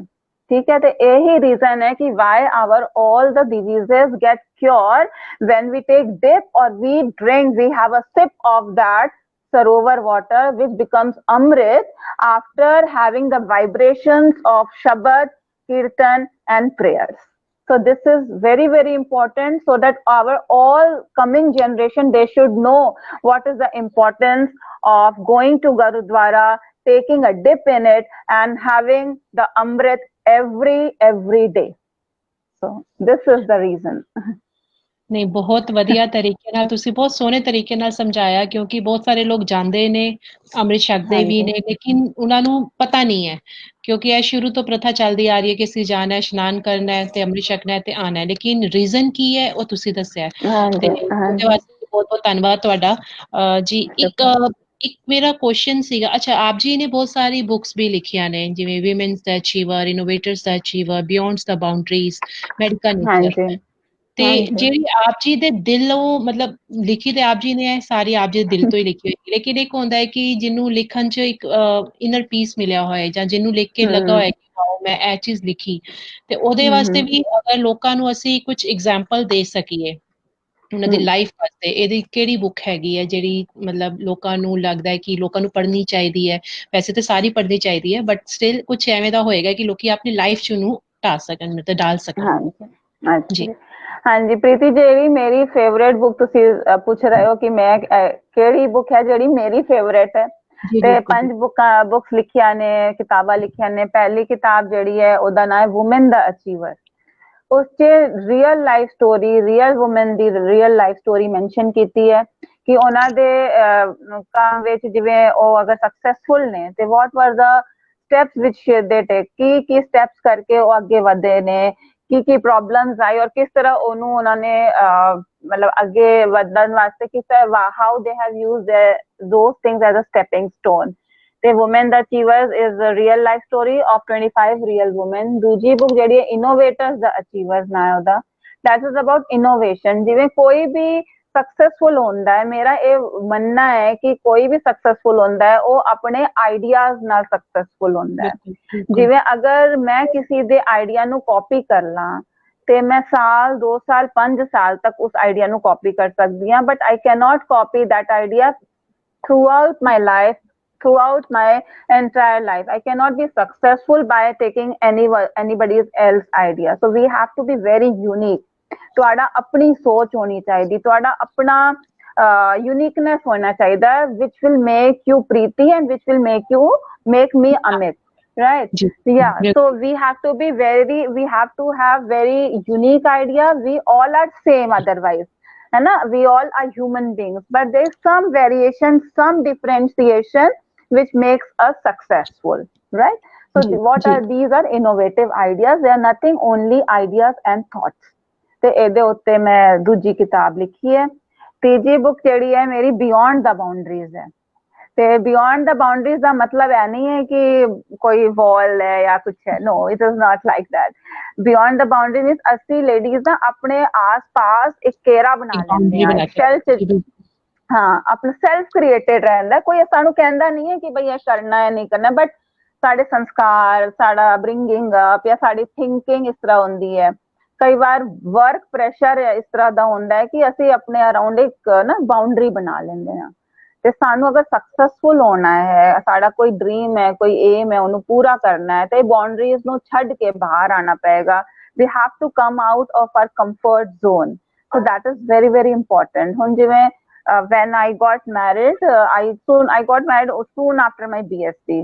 मैं ग्रेजुएशन किया एंड जस्ट ਉਹਦੇ ਬਾਅਦ ਮੇਰਾ ਵਿਆਹ ਹੋ ਗਿਆ। But I had the thought of becoming scientist. ਮੈਨੂੰ ਬਣਨਾ ਸੀ ਸਾਇੰਟਿਸਟ, ਤੇ ਮੈਂ ਆਪਣੇ ਘਰ ਵਾਲੇ ਹਸਬੈਂਡ ਨੂੰ ਵੀ ਇਹਨਾਂ ਨੂੰ ਵੀ ਕਿਹਾ, ਆਪਣੇ ਇਨ-ਲॉज ਨੂੰ ਵੀ ਕਿਹਾ ਕਿ I just want to be a scientist. So that was very difficult, and financially there was no problem ki in-laws, there is no you need not to go and work and all those things, you are not going to do job, right? I said, but still I want to study. So I started studying, MSc च admission लिया, MSc की थी, फिर PhD किया, फिर post doctorate किया, and now I am full-fledged working scientist. So now my in-laws, they say ki yes, whatever you said you have completed, and they also have some, you know, they feel so happy that I am their daughter-in-law, and they feel proud in saying so कि yes Amit, you have proved yourself। ਤੇ ਨਾਲ ਨਾਲ ਬੱਚੇ ਵੀ ਹੁੰਦੇ ਗਏ, ਨਾਲ ਘਰ ਵੀ ਚੱਲ ਰਿਹਾ ਹੈ, ਨਾਲ ਨਾਲ ਮਤਲਬ ਜਿਸ ਤਰ੍ਹਾਂ। ਤੇ ਇਹੀ ਮੈਂ ਕਹਿਣਾ ਚਾਹੁੰਦੀ ਹਾਂ ਕਿ ਜਿਹੜਾ ਵੀ ਤੁਹਾਡਾ ਡ੍ਰੀਮ ਹੈ ਜ਼ਰੂਰ ਪੂਰਾ ਕਰਨਾ ਹੈ। ਤੇ ਮੇਰੀ ਇੱਕ ਹੋਰ ਬੁੱਕ ਲਿਖੀ ਹੈ, 5ਵੀਂ ਬੁੱਕ ਇਜ਼ ਮੈਡੀਕਾ ਨੈਚੁਰਾ। ਮੈਡੀਕਾ ਨੈਚੁਰਾ, ਹਾਂਜੀ, ਮੈਡੀਕਾ ਨੈਚੁਰਾ ਜਿਹੜੀ ਬੁੱਕ ਹੈ ਉਸ 'ਚ ਮੈਂ ਆਯੁਰਵੇਦ ਦੇ ਬਾਰੇ 'ਚ ਲਿਖਿਆ ਹੈ ਕਿ your kitchen can be your treatment store. Medical store ਦੀ ਤਰ੍ਹਾਂ ਤੁਹਾਡਾ ਕਿਚਨ ਵਰਕ ਕਰਦਾ ਹੈ। ਤੇ ਉਹਦੇ ਕਿਸ ਤਰ੍ਹਾਂ ਤੁਸੀਂ ਛੋਟੀ ਛੋਟੀ, ਜਿਵੇਂ ਜ਼ੁਕਾਮ ਹੈ, ਬੁਖਾਰ ਹੈ, ਖਾਂਸੀ ਹੈ, ਜਾਂ ਜੋੜਾਂ 'ਚ ਦਰਦ ਹੈ, ਜਾਂ ਮੈਂਸਟਰੂਏਸ਼ਨ ਦੀ ਕੋਈ ਪ੍ਰੋਬਲਮ ਹੈ, ਜਾਂ ਕਿਸੇ ਵੀ ਤਰ੍ਹਾਂ ਦਾ ਪ੍ਰੋਬਲਮ ਹੈ, ਤੇ ਇਹ ਸਾਰੀ ਚੀਜ਼ ਪ੍ਰੀਵੈਂਟ ਅਸੀਂ ਕਰ ਸਕਦੇ ਹਾਂ, ਅਸੀਂ ਕਿਚਨ ਤੋਂ ਹੀ ਪ੍ਰੀਵੈਂਟ ਕਰ ਸਕਦੇ ਹਾਂ। ਤੇ ਉਹਦੇ ਬਾਰੇ 'ਚ ਇੱਕ ਲਿਖਿਆ, ਡਿਸਕ੍ਰਿਪਟਿਵ ਫਾਰਮ ਲਿਖਿਆ ਹੈ। ਜਦ ਮੈਂ ਛੋਟੀ ਸੀ ਤੇ ਮੇਰੇ ਮਦਰ ਜਿਹੜੇ ਸਨ, ਜਦ ਵੀ ਮੈਨੂੰ ਕੁਛ ਪੇਨ ਹੁੰਦਾ ਸੀ ਜਾਂ ਕੁਛ ਹੁੰਦਾ ਸੀ ਤੇ ਅਦਰਕ ਦਾ ਕਾੜਾ ਪਿਲਾ ਦਿੰਦੇ ਸਨ, ਜਾਂ ਸਿਰ ਤੇ ਦਰਦ ਹੋਇਆ ਤੇ ਮੈਂਥਾ ਜਿਹੜਾ ਹੁੰਦਾ ਪੁਦੀਨਾ, ਉਹਨੂੰ ਪੀਸ ਕੇ ਮੱਥੇ ਤੇ ਰਗੜ ਦੇਣਾ ਤੇ ਦਰਦ ਵਗੈਰਾ ਸਾਰਾ ਠੀਕ ਹੋ ਜਾਂਦਾ ਸੀ। ਕਦੀ ਅੱਖ ਪੜਦੇ ਜਿਵੇਂ ਨਹੀਂ ਅੱਖ ਥੱਕ ਜਾਂਦੀ ਹੈ ਤੇ ਉਹਦਾ ਇਲਾਜ ਆਪਣਾ ਕਰ ਦੇਣਾ। ਤੇ ਹੁਣ ਅੱਜ ਮੈਂ ਦੇਖ ਰਹੀ ਹਾਂ ਜਿਹੜੇ ਨਏ ਜਨਰੇਸ਼ਨ ਦੇ ਲੋਕ ਨੇ, they are very very educated, they are doing very well, but ਬੱਚਿਆਂ ਨੂੰ ਕਿਸ ਤਰ੍ਹਾਂ ਗਰੋ ਕਰਨਾ ਹੈ, ਜਾਂ ਆਪਣਾ ਕੋਈ ਜਰਾ ਸਾ ਕੁਛ ਹੋਇਆ ਨਾ, ਐਨਾਸਿਨ ਖਾ ਲੋ ਜੀ, ਕੰਬੀ ਫਲੇਮ ਖਾ ਲੋ, है ना, फीवर थोड़ा सा चढ़िया, क्रोसिन ले लो। तो I am totally against this. I am totally against taking chemical form of medicine. If you can prevent your problems, then why to go, prevent ही कर सकते हैं ना, क्योर ते बाद च करांगे। उस लेवल तक ਅਸੀਂ ਪਹੁੰਚਣਾ ਹੀ ਕਿਉਂ ਦੇਵਾਂ ਅਸੀਂ ਸਾਡੇ ਜਿਹੜੀ ਬਿਮਾਰੀ ਹੈ ਉਹ ਪਹਿਲੇ ਹੀ ਤੁਸੀਂ ਸਟਾਰਟ ਕਰ ਦੋ ਦਾ ਟ੍ਰੀਟਮੈਂਟ ਕਰਨਾ। Now this book I have written to conserve the all the learnings from my mother and my grandmother. मेरी दादी मेरी नानिया ने जेड़ा जेड़ा सानू जो चीज़ सानू दसी है वो लिखिया है जी कि just anybody can take that book and read कि अच्छा मुझे जुकाम है तो ये करना चाहिए, अच्छा मुझे नींद नहीं आ रही है मुझे ये करना चाहिए. So why to take pop-up chemical medicines? Why not to use your own spices and use your own kitchen things to cure yourself? ਤੇ ਮੈਨੂੰ ਲੱਗਦਾ ਹੈ ਮੇਰੇ ਦਿਲੋਂ ਦੋ ਸਾਰੀ ਕਿਤਾਬਾਂ ਮੈਨੂੰ ਬੜੀ ਅੱਛੀ ਲੱਗਦੀਆਂ ਨੇ but woman the achiever is the best book which I want because after marriage studying was very difficult for me also because being into a joint family and then studying ਤੇ ਥੋੜਾ difficult ਤੇ ਹੁੰਦਾ ਹੀ ਹੈ ਤੇ ਮੈਂ ਸੋਚਿਆ ਕਿ just when I am financially okay, financially strong and everybody in my house is so educated, they know the value of education, but still I am facing so much of problem in studying, in gathering education, then other children, other girls मतलब ਜਿਹੜੇ ਇੰਨੇ ਜ਼ਿਆਦਾ fortunate ਨਹੀਂ ਹੈਗੇ ਨੇ ਹਾਂ ਤੇ ਉਹਨਾਂ ਨੂੰ ਹੋਰ ਵੀ ਜ਼ਿਆਦਾ ਪ੍ਰੋਬਲਮਸ ਆਉਂਦੀਆਂ ਨੇ ਹਾਂ ਤੇ ਫਿਰ ਮੈਂ ਇਸ ਕਰਕੇ ਕਿਤਾਬਾਂ ਲਿਖਣਾ ਸ਼ੁਰੂ ਕੀਤਾ ਹੈ ਕਿ ਜਿਹੜਾ ਅਪਕਮਿੰਗ ਜਨਰੇਸ਼ਨ ਦੇ ਸ਼ੁਡ ਰੀਡ ਦਿਸ ਸਟੋਰੀਜ਼ कि इनके साथ ये प्रॉब्लम थी and they have overcome these problems by taking these steps, so they should get motivated and inspired by reading this book. So मैं अपनी भी किताब से अपनी भी स्टोरी लिखी है कि किस तरह ਤੁਸੀਂ ਸਾਰੇ ਹਰਡਲਸ ਨੂੰ ਪਾਰ ਕਰ ਸਕਦੇ ਹੋ, ਸਟਰਗਲਸ ਨੂੰ ਪਾਰ ਕਰ ਸਕਦੇ ਹੋ and you can change your adversities and your struggles into your opportunities. ਜੀ ਬਹੁਤ ਵਧੀਆ ਹੈ ਮਤਲਬ ਤੁਸੀਂ ਆਪਣੀ ਲਾਈਫ ਤੇ ਹੀ ਕੁਝ ਐਗਜ਼ਾਮਪਲਸ ਐਵੇਂ ਦੇ ਨੇ ਕਿ ਜੋ ਦੁਨੀਆ ਨੂੰ ਦਿਖਾ ਰਹੇ ਹੋ ਜੋ ਲੋਕਾਂ ਨੂੰ ਦੱਸ ਰਹੇ ਹੋ ਤਾਂ ਕਿ ਉਹ ਲੋਕ ਵੀ ਇਨਸਪਾਇਰਡ ਹੋ ਸਕਣ ਇਹ ਬਹੁਤ ਵਧੀਆ ਗੱਲ ਹੈ ਤੇ ਇੱਕ ਕੁਐਸਚਨ ਹੈ ਕਿ ਜਿਵੇਂ ਲੋਕਡਾਊਨ ਚੱਲ ਰਿਹਾ ਹੈ ਬਹੁਤ ਸਾਰੇ ਬਿਜ਼ਨਸ ਠੱਪ ਹੋ ਚੁੱਕੇ ਨੇ ਮਤਲਬ ਐਵੇਂ ਦੀ ਕਾਫੀ ਸਾਰੀ ਓਪਰਚ्युनिटीज ਹੈ ਕਿ ਜੋ ਲੋਕੀ ਚਾਹੁੰਦੇ ਨੇ ਕਰਨਾ ਬਟ ਕਰ ਨਹੀਂ ਪਾਣਗੇ ਪਾ ਰਹੇ ਨੇ ਜਾਂ ਕੋਈ ਵੀ ਰੀਜ਼ਨ ਹੋ ਸਕਦਾ ਉਹਦੇ ਚ ਤੇ ਆਪ ਜੀ ਨੇਚਰ ਲਵਰ ਆਪ ਜੀ ਸਾਇੰਟਿਸਟ ਵੀ ਹੋ ਤੇ ਕੁਝ ਅਗਰ ਐਵੇਂ ਹੀ ਅਸੀਂ ਕੁਝ ਉਹਨਾਂ ਨੂੰ ਐਗਰੀਕਲਚਰ ਜਾਂ ਫਾਰਮਿੰਗ ਜਾਂ ਕੁਝ ਵੀ ਰਿਲੇਟਿਡ ਕੁਝ ਐਵੇਂ ਦਾ ਅਗਰ ਉਹ ਬਿਜ਼ਨਸ ਕਰ ਸਕਣ ਕਿਉਂਕਿ ਮੈਂ ਦੇਖਿਆ ਕਾਫੀ ਲੋਕਾਂ ਨੂੰ ਕਿ ਜੋ ਜ਼ਿਆਦਾ ਪੜ੍ਹੇ ਲਿਖੇ ਵੀ ਨਹੀਂ ਹੈ ਲੇਕਿਨ ਹਾਂ ਉਹਨਾਂ ਨੇ ਬਹੁਤ ਸੋਹਣੇ ਸਾਇੰਟੀਫਿਕਲੀ ਤਰੀਕੇ ਨਾਲ ਆਪਣੀ ਫਾਰਮਿੰਗ ਕੀਤੀ ਹੈ ਔਰ ਅੱਜ ਦੀ ਡੇਟ 'ਚ ਮੰਥਲੀ 1 ਲੱਖ 1.5 ਲੱਖ ਰੁਪਏ ਉਹ ਈਜ਼ੀਲੀ ਕਮਾ ਰਹੇ ਨੇ ਤੇ ਅਸੀਂ ਲੋਕ ਕੀ ਕਰ ਰਹੇ ਹਾਂ ਕਿ ਅਸੀਂ ਆਈਟੀ ਜੌਬ ਲੱਭਣਾ ਜ਼ਿਆਦਾ ਪ੍ਰੈਫਰ ਕਰ ਰਹੇ ਹਾਂ ਅਸੀਂ ਕਿਤੇ ਨਾ ਕਿਤੇ ਆਪਣੀ ਰੂਟ ਨੂੰ ਭੁੱਲੀ ਜਾ ਰਹੇ ਆਪਣੀ ਧਰਤੀ ਜੋ ਹੈ ਜੋ ਸਾਨੂੰ ਨੇਚਰ ਨੇ ਦਿੱਤਾ ਉਹਨੂੰ ਅਸੀਂ ਕਿਤੇ ਨਾ ਕਿਤੇ ਪਿੱਛੇ ਛੱਡ ਕੇ ਅਸੀਂ ਉਸ ਲੈਵਲ ਤੇ ਜਾ ਰਹੇ ਹਾਂ ਜੋ ਕਿ ਸਾਡੇ ਕਮਰਸ਼ੀਅਲ ਬੇਸਿਸ ਮਤਲਬ ਕਹਿ ਸਕਦੇ ਹੋ ਜਾਂ ਫਿਰ ਸਾਨੂੰ ਜੋ ਅੱਛਾ ਲੱਗਦਾ ਜੋ ਚੀਜ਼ ਕਿਉਂਕਿ ਉਹ ਚ ਏਸੀ ਹੈ ਏਸੀ ਚ ਬੈਠਣਾ ਹੈ ਜੀ ਕੰਪਿਊਟਰ ਦੇ ਕੇ ਕੰਮ ਕਰਨਾ ਹੈ ਹਾਂ ਅਰਥ ਨਾਲ ਜੁੜ ਕੇ ਅਸੀਂ ਕਿਤੇ ਨਾ ਕਿਤੇ ਛੁੱਟ ਰਹੇ ਹਾਂ ਤੇ ਉਹ ਤੁਸੀਂ ਕੀ ਕਹੋਗੇ ਕਿਹੜੀ ਐਵੇਂ ਦੀ ਲੋਕ ਨੇ ਜੋ ਘਰ ਮਤਲਬ ਜਿਨ੍ਹਾਂ ਦੇ ਫਲੈਟਸ ਨੇ ਜਾਂ ਉਹਦੇ ਚ ਕਿਵੇਂ ਦੀ ਉਹ ਕਰ ਸਕਦੇ ਨੇ ਫਾਰਮਿੰਗ ਕਿਉਂਕਿ ਤੁਸੀਂ ਇੱਕ ਗਰੁੱਪ ਵੀ ਬਣਾਇਆ ਸੀ ਤੁਸੀਂ ਦੱਸਿਆ ਸੀਗਾ ਰਿਟਾਇਰਡ ਪਰਸਨਸ ਦਾ ਜਿਨ੍ਹਾਂ ਨੇ ਬਹੁਤ ਸੋਹਣੀ ਫਾਰਮਿੰਗ ਕਰਨੀ ਸ਼ੁਰੂ ਕੀਤੀ ਹੈ ਗੁੜਗਾਉਂ ਚ ਤੇ ਮੈਂ ਆਡੀਅנס ਨੂੰ ਵੀ ਇਹ ਬੋਲਣਾ ਚਾਹਾਂਗੀ ਕਿ ਜੋ ਵੀ ਲੋਕ ਇਹਨਾਂ ਕੋਲ ਕੁਝ ਸਿੱਖਣਾ ਚਾਹੁੰਦੇ ਨੇ ਬੇਸ਼ੱਕ ਇਹਨਾਂ ਕੋਲ ਗੁੜਗਾਉਂ ਇਹਨਾਂ ਦਾ ਆਫਿਸ ਹੈ ਜਾ ਕੇ ਸਿੱਖ ਸਕਦੇ ਨੇ ਔਰ ਹਲੇ ਵੀ ਉਹ ਕੁਝ ਐਵੇਂ ਦੇ ਪੁਆਇੰਟਸ ਤੁਹਾਨੂੰ ਦੱਸਣਗੇ ਕਿ ਜੋ ਈਜ਼ੀਲੀ ਤੁਸੀਂ ਘਰ ਬੈਠ ਕੇ ਕਰ ਸਕਦੇ ਹੋ ਤਾਂ ਕਾਪੀ ਪੈਨ ਲੈ ਕੇ ਬੈਠ ਜਾਣ ਔਰ ਲਿਖਣਾ ਸ਼ੁਰੂ ਕਰ ਦੇਣ ਕਿ ਇਹ ਜੋ ਵੀ ਚੀਜ਼ ਦੱਸ ਰਹੇ ਡਾਕਟਰ ਅਮਿਤ ਜੀ ਉਹ ਸਾਡੇ ਫਾਇਦੇ ਵਾਸਤੇ ਨੇ ਤੇ ਡਾਕਟਰ ਅਮਿਤ ਜੀ ਤੁਸੀਂ ਦੱਸੋ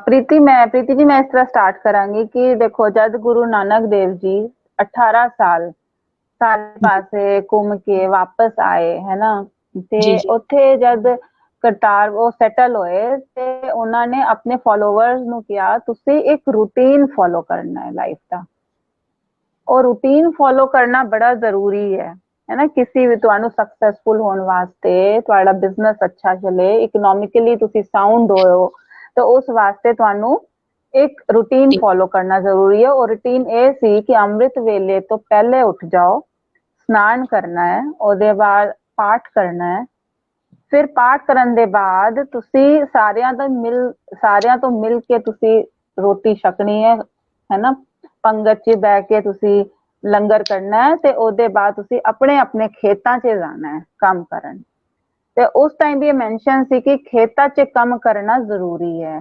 ਇੰਡੀਆ ਦਾ ਜਿਹੜਾ ਇਤਿਹਾਸ ਤੁਸੀਂ ਜਦ ਦੇਖੋਗੇ ਅਸੀਂ ਜਦ ਦੇਖਦੇ ਹਾਂ ਤੇ ਪਤਾ ਚੱਲਦਾ ਹੈ ਕਿ ਇੰਡੀਆ ਦੀ ਭਾਰਤ ਦੀ ਜਿਹੜੀ ਧਰਤੀ ਹੈ ਬੜੀ ਫਰਟਾਈਲ ਹੈ ਔਰ ਇੱਥੇ ਐਗਰੀਕਲਚਰ ਕਰਨਾ ਹੀ ਸਭ ਤੋਂ ਅੱਛਾ व्यवसाय कह लो, बिजनेस कह लो या ਕੰਮ ਕਹਿ ਲੋ, ਬੜਾ ਅੱਛਾ। ਬਾਹਰ ਲੋਕ ਆਈਟੀ ਦੇ ਕੰਪਨੀ 'ਚ ਇਸ ਕਰਕੇ ਕੰਮ ਕਰ ਰਹੇ ਨੇ ਕਿਉਂਕਿ ਉਹਨਾਂ ਦਾ ਦੁਬਈ ਤੁਸੀਂ ਦੇਖੋ, ਦੁਬਈ ਪੂਰਾ ਸੈਂਡ ਦੇ ਉੱਤੇ ਬਣਿਆ ਹੋਇਆ ਹੈ। ਅਗਰ ਉਹ ਲੋਕ ਚਾਹਣ ਵੀ ਤਾਂ ਵੀ ਉਹ ਖੇਤੀ ਨਹੀਂ ਕਰ ਸਕਦੇ, ਹਾਂਜੀ ਹੈ ਨਾ ਜੀ। ਜੀ ਤੇ ਬਿਲਕੁਲ ਸਾਡਾ ਇੰਡੀਆ ਲੇਕਿਨ ਇੰਨਾ ਫਰਟਾਈਲ ਹੈ, ਇੰਨੀ ਜ਼ਿਆਦਾ ਬਾਇਓਡਾਇਵਰਸਿਟੀ ਹੈ ਸਾਡੇ ਕੋਲ ਕਿ ਖੇਤੀ ਦਾ ਕੰਮ ਬੜੀ ਅੱਛੀ ਤਰ੍ਹਾਂ ਅਸੀਂ ਕਰ ਸਕਦੇ ਹਾਂ, ਹੈ ਨਾ ਜੀ। ਤੇ ਜੀ ਬਸ ਜੀ ਹੁਣ ਹਰਿਤ ਕ੍ਰਾਂਤੀ ਆਈ ਸੀ, ਹਰਿਤ ਕ੍ਰਾਂਤੀ ਹਮ, ਆਈ ਤੇ ਉਸ ਟਾਈਮ ਕੀ ਹੋਇਆ ਕਿ ਬਹੁਤ ਜ਼ਿਆਦਾ ਵੀਟ ਔਰ ਰਾਈਸ ਗਰੋ ਕੀਤਾ ਗਿਆ, ਬਹੁਤ ਜ਼ਿਆਦਾ ਇਨਸੈਕਟੀਸਾਈਡ ਪੈਸਟੀਸਾਈਡ ਦਾ ਯੂਜ਼ ਕੀਤਾ ਗਿਆ ਤੇ ਉਹਦੇ ਨਾਲ ਕੀ ਹੋਇਆ, ਪ੍ਰੋਡਕਟਿਵਿਟੀ ਤੇ ਵੱਧ ਗਈ। ਬਟ ਜ਼ਮੀਨ ਜਿਹੜੀ ਸੀ ਸਾਡੀ ਫਾਰਮ ਲੈਂਡ, ਉਹਦੀ ਜਿਹੜੀ ਫਰਟੀਲਿਟੀ ਸੀ ਨਾ ਉਹ ਘਟ ਗਈ, ਕਾਫੀ ਘਟ ਗਈ ਕਿਉਂਕਿ ਜੀ ਬਹੁਤ ਜ਼ਿਆਦਾ ਪੈਸਟੀਸਾਈਡ ਅਸੀਂ ਕੈਮੀਕਲਸ ਯੂਜ਼ ਕੀਤਾ ਉਸ ਟਾਈਮ।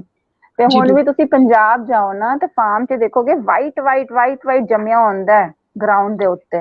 ਜੀ ਹਾਂਜੀ ਹਾਂਜੀ ਹਾਂਜੀ, ਤੇ ਉਹ ਜਿਹੜਾ ਜਦ ਅਸੀਂ ਕੰਜ਼ਿਊਮ ਕਰਦੇ ਹਾਂ ਉਹ ਵਾਲੇ ਕ੍ਰੌਪਸ ਜਦ ਅਸੀਂ ਖਾਂਦੇ ਹਾਂ ਤੇ ਅੱਜ ਸਾਡੇ ਬੋਡੀ ਦੇ ਅੰਦਰ ਜਾ ਕੇ ਉਹ ਫ੍ਰੀ ਰੈਡੀਕਲਸ ਬਣਾ ਦਿੰਦੇ ਨੇ, ਟੌਕਸਿਨਸ ਚ ਕ੍ਰੀਏਟ ਹੋ ਜਾਂਦਾ ਹੈ ਔਰ ਪੀਪਲ ਹਿਊਮਨ ਬੀਇੰਗਸ ਦੇ ਸਫਰ from different kind of diseases including the cancer। ਠੀਕ ਹੈ ਜੀ। ਤੇ ਜੀ ਕੀ ਐਗਰੀਕਲਚਰ ਕਿਸ ਤਰ੍ਹਾਂ ਦੀ ਕਰਨੀ ਚਾਹੀਦੀ ਕਿ ਕਿਸਾਨਾਂ ਨੂੰ ਵੀ ਪ੍ਰੋਫਿਟ ਹੋਏ, ਉਹਨਾਂ ਦਾ ਵੀ ਪ੍ਰੋਡਕਟਿਵਿਟੀ ਬੜੇ, ਉਹ ਵੀ ਕਮਾਣ, ਅੱਛਾ ਕਮਾਣ ਤੇ ਨਾਲ ਨਾਲ ਜਿਹੜੇ ਕੰਜ਼ਿਊਮ ਕਰ ਰਹੇ ਆ ਅਸੀਂ, ਜਿਹੜੇ ਕੰਜ਼ਿਊਮ ਕਰਦੇ ਆ ਕੰਜ਼ਿਊਮਰਸ ਨੇ, ਤੇ ਉਹਨਾਂ ਨੂੰ ਵੀ ਕੋਈ ਨੁਕਸਾਨ ਨਹੀਂ ਹੋਏ ਬਲਕਿ ਫਾਇਦਾ ਹੋਏ, ਹੈ ਨਾ। ਜੀ ਤੇ ਤੁਸੀਂ ਦੇਖਦੇ ਹੋਏਗੇ ਉਹ ਕਦੀ ਅਸੀਂ ਜਾਂਦੇ ਹਾਂ ਕਦੀ ਰੇਲਵੇ ਸਟੇਸ਼ਨ ਦੇ ਕੋਲ, ਉੱਥੇ ਵੀ ਦੇਖੋ ਨਾਲੇ ਦੇ ਕੋਲ ਸਬਜ਼ੀਆਂ ਚੌਲਾਈ ਪਾਲਕ ਇਹ ਲੱਗੀ ਹੁੰਦੀ ਹੈ ਨਾ। ਜੀ ਤੇ ਬਿਲਕੁਲ ਲੈਡ ਬਿਲਕੁਲ ਇੰਨਾ ਜ਼ਿਆਦਾ ਨਿਕਲਦਾ, ਲੈਡ ਇੱਕ ਮਿਨਰਲ ਹੁੰਦਾ ਹੈ, ਲੈਡ ਇਤਨਾ ਜ਼ਿਆਦਾ ਨਿਕਲਦਾ ਹੈ ਕਿ ਉਹ ਸਾਰੀ ਵੈਜੀਟੇਬਲ ਐਬਜ਼ੌਰਬ ਹੋ ਜਾਂਦੀ ਵੈਜੀਟੇਬਲ, ਹੋਈ ਵੈਜੀਟੇਬਲ ਅਗਰ ਅਸੀਂ ਖਾਵਾਂਗੇ ਤੇ ਲੈਡ ਸਾਡੇ ਅੰਦਰ ਆਏਗਾ ਤੇ ਉਹਦੇ ਨਾਲ ਫਾਇਦਾ ਤੇ ਨਹੀਂ ਨੁਕਸਾਨ ਹੀ ਹੈ ਨਾ। ਤੇ ਜੀ ਹੁਣ ਮੈਂ ਤੁਹਾਨੂੰ ਦੱਸਿਆ ਕਿ ਕਿਸ ਕੀ ਚੀਜ਼ ਨੁਕਸਾਨ ਹੈ ਔਰ ਹੁਣ ਦੱਸਾਂਗੀ ਕਿ ਫਾਇਦਾ ਕਿਸ ਚੀਜ਼ 'ਚ ਹੈ, ਕਿਸ ਤਰ੍ਹਾਂ ਦੀ ਖੇਤੀ ਹੋਣੀ ਚਾਹੀਦੀ, ਕਿਸ ਤਰ੍ਹਾਂ ਦੀ ਖੇਤੀ ਹੋਏਗੀ ਜਾਂ ਐਗਰੀਕਲਚਰ ਹੋਏਗੀ ਤੇ ਕਿਸਾਨ ਵੀ ਹੋਰ ਜ਼ਿਆਦਾ ਅਰਨ ਕਰ ਸਕਦੇ। ਤੇ first of all I suggest about natural farming. Natural farming, that means we should use very less amount of pesticides and insecticides, and it should be biopesticide, biologically made pesticide। ठीक है जी, biopesticide बनाना बहुत जरूरी है, और बड़ी easily बन जाता है। जैविक खेती होनी चाहिए। जैविक खेती means all the things which अपना कंपोस्ट करो, किचन वेस्ट ਜਿਹੜਾ ਨਿਕਲਦਾ ਹੈ ਜਾਂ ਜਿਹੜੇ ਪੱਤੇ ਗਿਰਦੇ ਨੇ सूखे पत्ते ਉਹ कलेक्ट करके ਉਹਦਾ ਕੰਪੋਸਟਿੰਗ, ਅਸੀਂ ਇੱਕ ਬਹੁਤ ਬੜਾ ਕੰਪੋਸਟਿੰਗ ਪਿਟ ਬਣਾ ਸਕਦੇ ਹਾਂ। ਉਹਦੀ ਕੰਪੋਸਟਿੰਗ ਆਪਣੇ ਆਪ, ਆਪਣੇ ਮੈਨਿਓਰ ਕ੍ਰੀਏਟ ਕਰੋ, ਆਪਣੇ ਆਪ ਕੰਪੋਸਟਿੰਗ ਕਰੋ ਤੇ ਉਹ ਆਰਗੈਨਿਕ ਕੰਪੋਸਟ ਤੁਸੀਂ ਯੂਜ਼ ਕਰਨੀ ਹੈ ਖੇਤਾਂ 'ਚ। ਦੂਜਾ, ਮਿਕਸਡ ਕ੍ਰੌਪਿੰਗ ਕਰਨੀ ਹੈ। ਮਿਕਸਡ ਕ੍ਰੌਪਿੰਗ ਦਾ ਮਤਲਬ ਇਹ ਹੈ ਕਿ ਜਿਵੇਂ ਕਈ ਵਾਰ ਬਾਰਿਸ਼ ਬਹੁਤ ਜ਼ਿਆਦਾ ਬਾਰਿਸ਼ ਹੋ ਜਾਂਦੀ ਹੈ ਤੇ ਸਾਡੀ ਫਸਲ ਖਰਾਬ ਹੋ ਜਾਂਦੀ। ਤੇ ਅਗਰ ਅਸੀਂ ਦੋ ਤਰ੍ਹਾਂ ਦੀ ਫਸਲ ਲਗਾਵਾਂਗੇ, ਜਿਵੇਂ ਅਸੀਂ ਰਾਈਸ ਨੂੰ ਵੀ ਲਗਾਤਾ ਨਾਲ, ਤੇ rice needs lot of water ਤੇ ਵਾਟਰ ਲੌਗ ਜਿਹੜਾ ਹੁੰਦਾ ਹੈ, rice can retain that water and it can sustain it। ਤੇ ਮਿਕਸਡ ਕ੍ਰੌਪਿੰਗ, ਦੋ ਤਰ੍ਹਾਂ ਦੇ ਕ੍ਰੌਪਸ ਸਾਨੂੰ ਲਗਾਉਣੇ ਚਾਹੀਦੇ। ਤੀਸਰਾ ਜਿਹੜਾ ਮੈਂ ਦੱਸਦੀ ਹਾਂ that is crop rotation। ਜਿਵੇਂ ਇੱਕ ਸਾਲ ਤੁਸੀਂ ਚਨਾ ਲਗਾਇਆ ਹੈ, ਦੂਜੇ ਸਾਲ ਤੁਸੀਂ ਦੂਜਾ ਕੋਈ ਹੋਰ ਫਸਲ ਲਗਾਉਣੀ ਹੈ। ਤੇ this is about traditional farming. ਫਿਰ ਜਦ ਅਸੀਂ ਖੇਤੀ ਕਰਦੇ ਆ ਨਾ ਤੇ there should be ridges and furrows, right? ਤੇ furrows ਗੱਡੇ ਹੋ ਗਏ ਜਿਵੇਂ, ਔਰ ridges ਥੋੜਾ ਉੱਚਾ। ਅੱਛਾ ਜੀ। we have to make ridged beds, ਠੀਕ ਹੈ ਨਾ, ਰਿਜ ਬੈਡ ਥੋੜਾ ਉੱਚਾ ਕਰਕੇ ਉਸ ਉਹਦੇ ਉੱਤੇ ਤੁਸੀਂ ਫਾਰਮਿੰਗ ਕਰੋ। ਤਾਂ ਜਿਹੜੇ ਫਰੋਜ਼ ਹੋਣਗੇ, ਜਦ ਬਾਰਿਸ਼ ਜ਼ਿਆਦਾ ਤੇਜ਼ ਆਏਗੀ ਨਾ, ਫਰੋਜ਼ ਦੇ ਨਾਲੋਂ ਪਾਣੀ ਨਿਕਲ ਜਾਏਗਾ ਤੇ ਤੁਹਾਡੇ ਪੌਂਡ 'ਚ ਇਕੱਠਾ ਹੋ ਜਾਏਗਾ and you will be able to harvest it। we have to do rainwater harvesting also in our farmlands। Okay। ਚੌਥਾ ਜਿਹੜਾ ਮੈਂ ਦੱਸਦੀ ਹਾਂ that is in our houses we should use PVC pipes to collect our rainwater। we should start recharging the groundwater. Groundwater recharge करना जरूरी है by doing rainwater harvesting in our houses and all our institutes. ठीक है जी, this water we can use again and again. Farming is the most important point for which I'm coming is hydroponics. Hydroponics एक नवा ना है, ਉਹਦੇ ਨਾਂ ਤੇ ਨਹੀਂ ਜਾਣਾ. It is very simple, very easy technique which we can adopt in our day-to-day life. ਤੇ ਇਸ ਤੇ ਕਿ ਬਹੁਤ ਛੋਟੇ ਛੋਟੇ ਸਪੇਸ 'ਚ, ਜਿਵੇਂ ਤੁਸੀਂ ਦੱਸਿਆ ਕਿ ਲੋਕ ਫਲੈਟ 'ਚ ਸ਼ਿਫਟ ਹੋ ਗਏ ਨੇ, ਤੇ ਉਹ ਕਿਸ ਤਰ੍ਹਾਂ ਖੇਤੀ ਕਰ ਸਕਦੇ ਨੇ. ਹੁਣ ਜਿਵੇਂ ਮੈਂ ਸਾਰਿਆਂ ਨੂੰ ਬੋਲਾ ਭਾਈ ਖੇਤੀ ਕਰੋ ਖੇਤੀ ਕਰੋ ਖੇਤੀ ਕਰੋ, ਉਹ ਕਹਿਣਗੇ ਅਮਿਤ ਮੇਰੇ ਪਾਸ ਤਾਂ ਜ਼ਮੀਨ ਹੀ ਨਹੀਂ ਹੈ, ਤਾਂ ਮੈਂ ਕਿਸ ਤਰ੍ਹਾਂ ਸੇ ਖੇਤੀ ਕਰੂੰ. ਤੇ ਉਹਦਾ ਆਨਸਰ ਹੈ ਜੀ, ਫਲੈਟ ਦੇ ਜਿਹੜੇ ਲੋਕ ਰਹਿੰਦੇ ਨੇ ਉੱਥੇ ਅਸੀਂ PVC ਪਾਈਪ ਯੂਜ਼ ਕਰਕੇ water farming कर सकते हैं. That hydroponics means soilless farming. Hydro means water, ponics means plant.